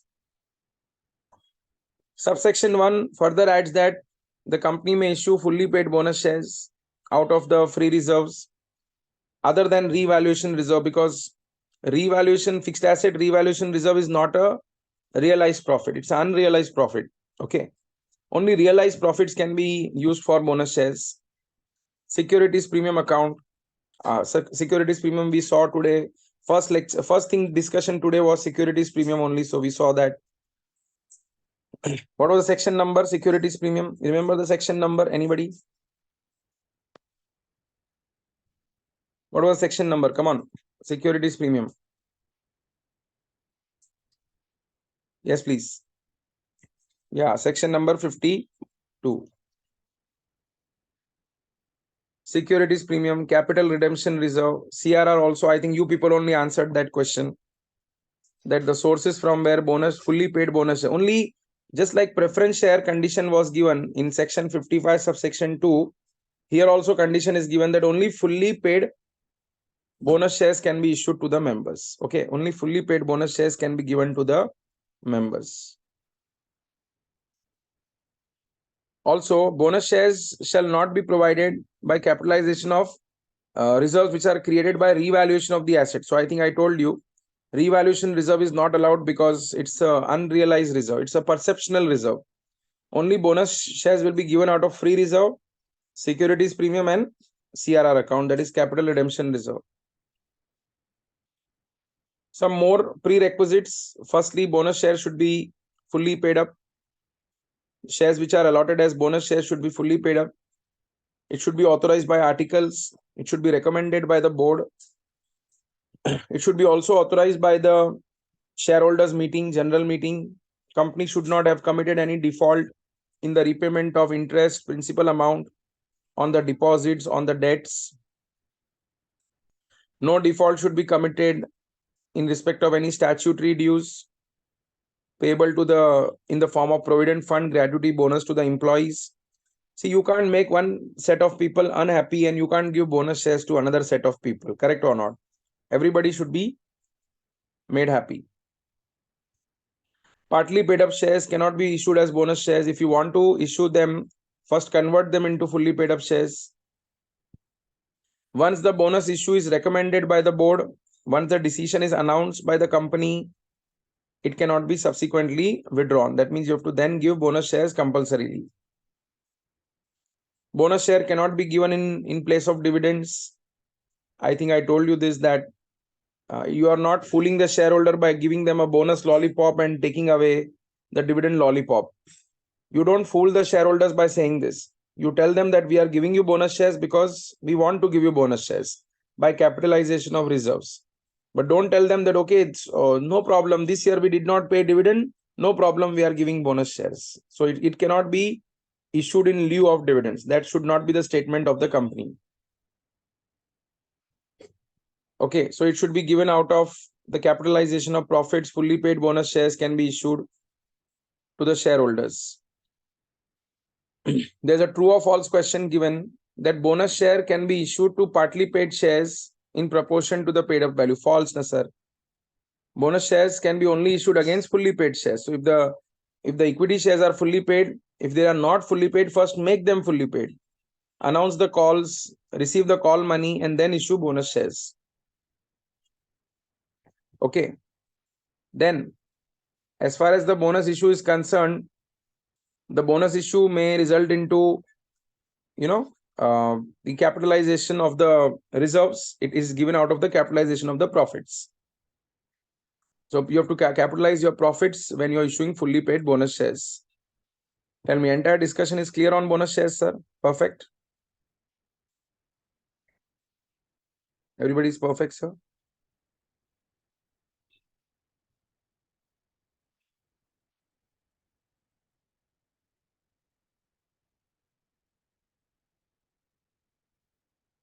Can we go to the buyback of securities now? Next concept, buyback. Most likely question can come in exam, buyback.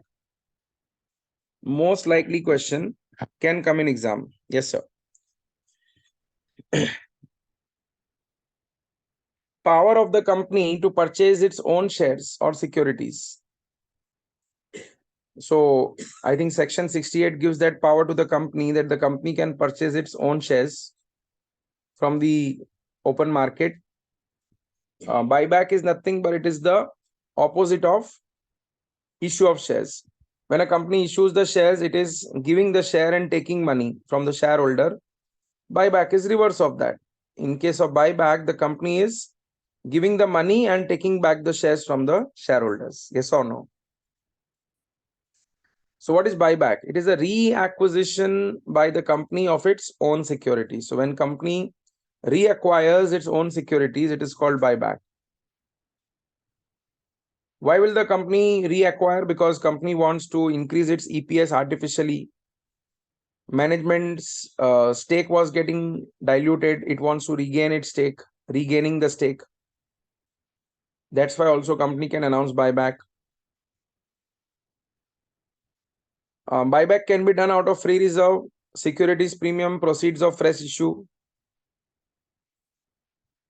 And then buyback of shares and other specified securities cannot be made out of the proceeds of the earlier issued of the same kind of shares. So you have to issue new kind of shares and make the proceeds available for buyback. On one hand, you are issuing same kind of shares of 10 rupees and you are buying back also 10 rupees. So you can issue 5 rupees shares and buy back 10 rupees shares. Face value can be 5 rupees also, by the way. You people must be knowing it. The buyback should be authorized by articles of association. Most important, special resolution should be passed. The special resolution should be accompanied by the explanatory statement. Special resolution is not required if the buyback is authorized by the board. That means board can authorize buyback up to 10%. If it is beyond 10% of the aggregate paid up capital and free reserves, then you need shareholders permission. Okay, up to maximum 25%. The amount which is involved in the buyback should be amount involved in the buyback should be how much, sir? It should be not more than 25% of the aggregate paid up capital and free reserves of the company. And the maximum limit of the buyback in one financial year cannot be more than 25% of the paid up capital. That means if the company wants to make a buyback of its equity shares, it can be maximum 25%. This way, preference shares can be redeemed to the tune of 100%, but buyback can be done to the tune of only 25%. The post-buyback debt equity ratio should not be more than 2:1 or not more than twice the paid up capital and free reserves. The shares and other specified securities for the buyback should be fully paid up. Okay, so fully paid up securities. And if you're a listed company, then you have to follow SEBI regulations for buyback. And this is the most important point, that no offer of buyback should be made within 1 year reckoned from the date of the closure of the preceding buyback offer. So today, if your buyback offer closes, up to next 1 year, you cannot make the next buyback offer. So today is 26th March 2024. So till 25th March 2025, you cannot make the buyback offer. And for the purpose of buyback, free reserve includes securities premium account. Explanation 2.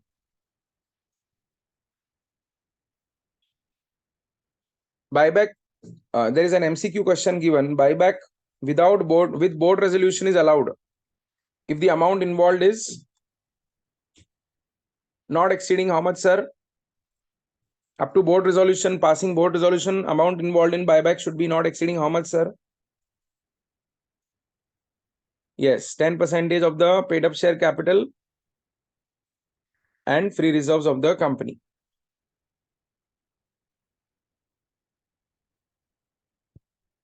And what is the next point? Explanatory statement. So explanatory statement should contain, why explanatory statement is given? Come on. Why explanatory statement is given? Because buyback can be approved by, anybody would like to answer this question?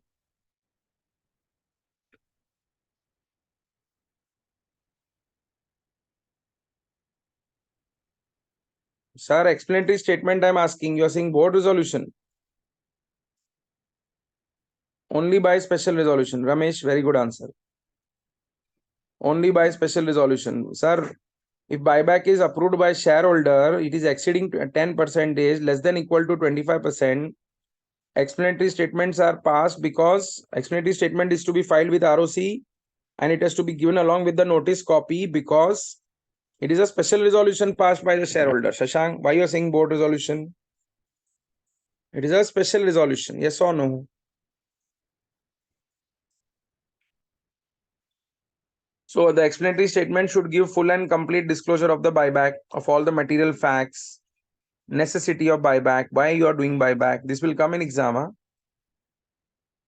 The class of securities purchased under buyback, amount invested under buyback, time limit for completion of buyback. And then buyback may be made from existing shareholders on a proportionate basis, open market.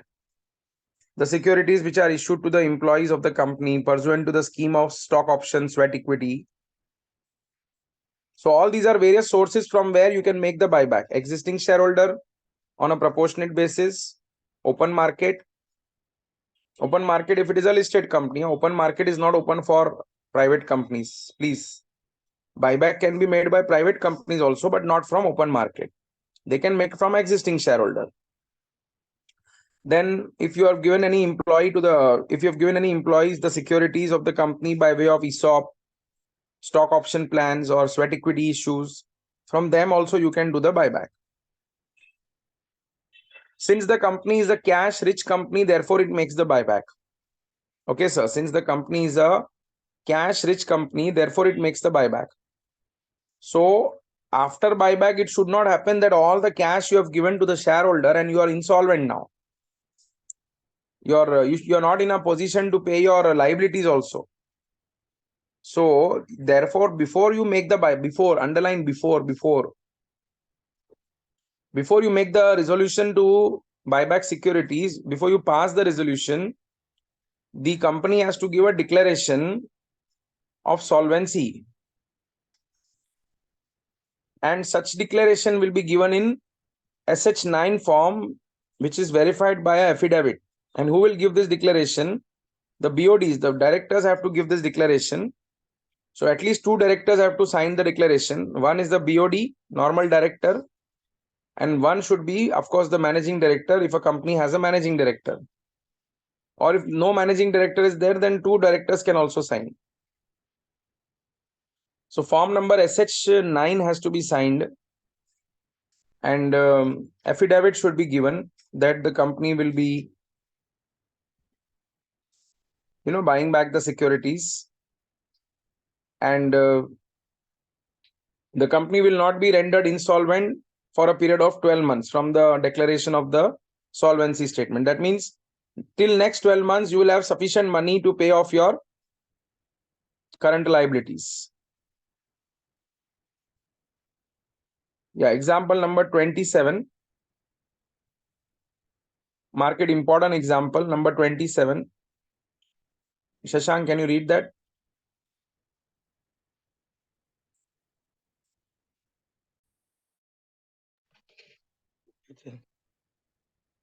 Example number 27. Yes.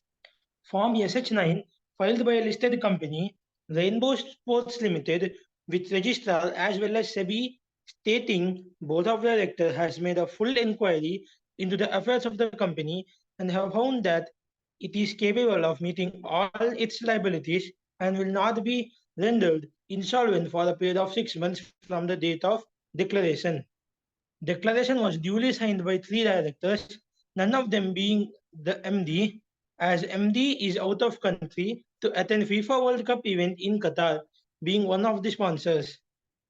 There are 2 lacuna in compliance of subsection 6.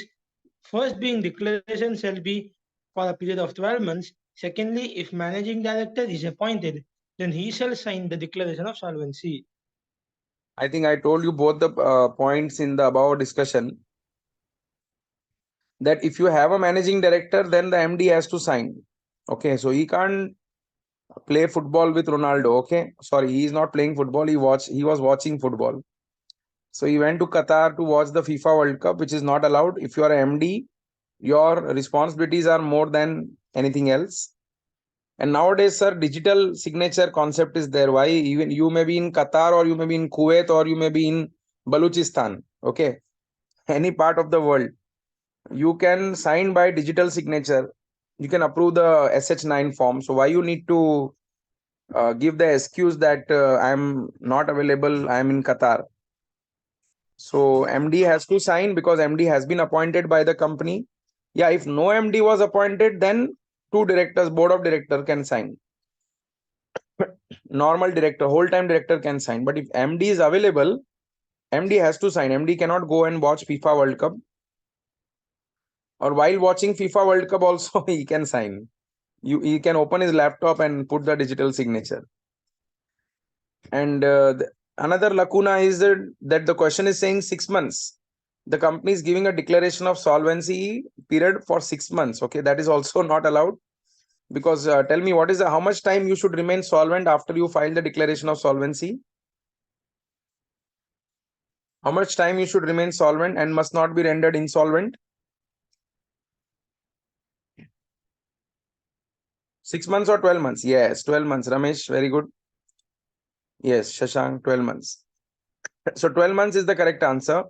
So all these conditions, if they are not fulfilled, then the company will, then this buyback will be defective buyback and the company cannot make the buyback of securities. Okay, sir? Tell me, is it clear to everybody?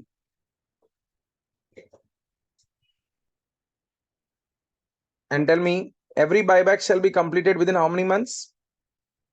12 months of passing special resolution or board resolution, as the case may be.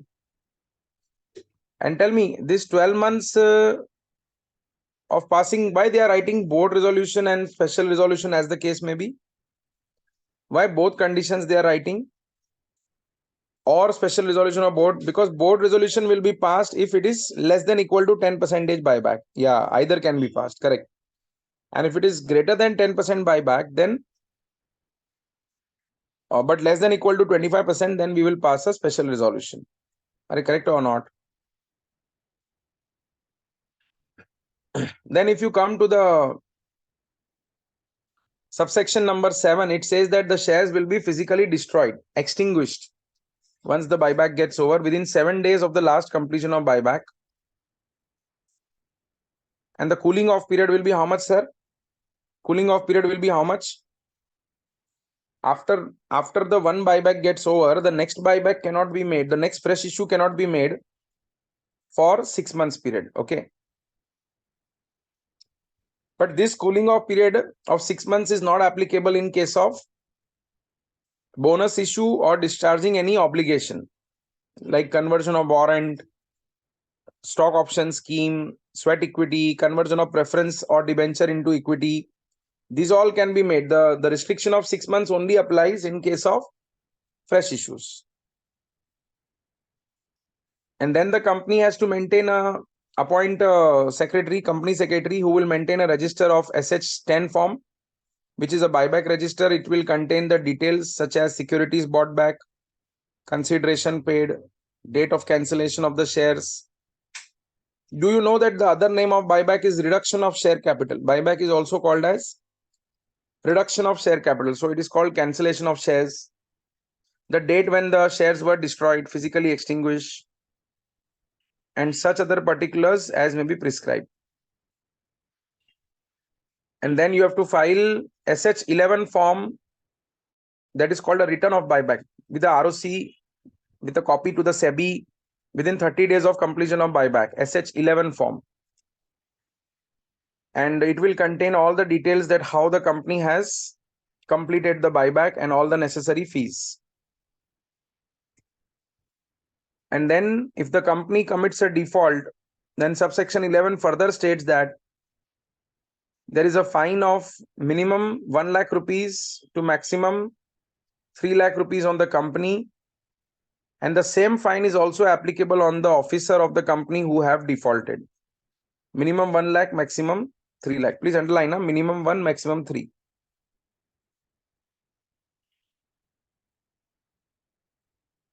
Passing ordinary resolution is sufficient where the buyback does not exceed 10% of the total capital and free reserve. Tell me, if the buyback does not exceed 10%, should we pass ordinary resolution or we pass board resolution?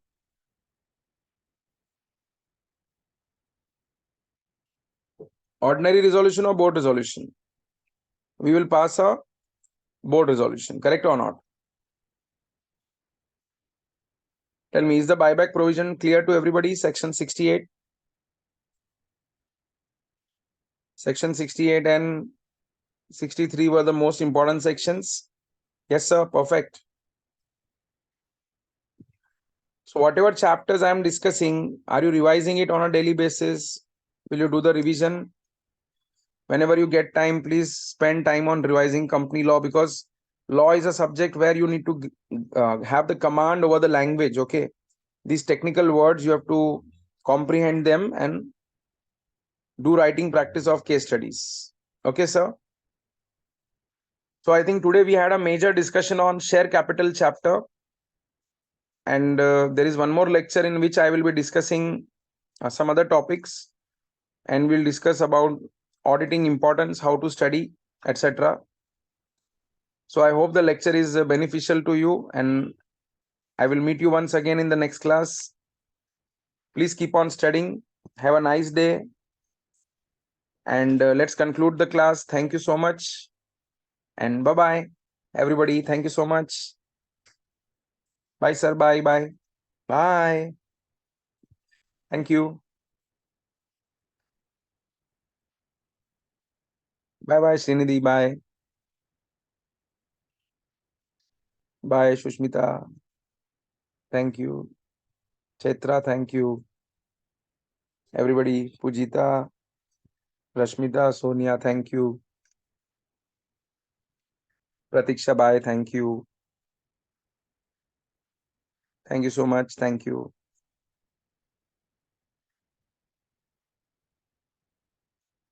Bye bye. Bye bye. Isha, bye. Thank you.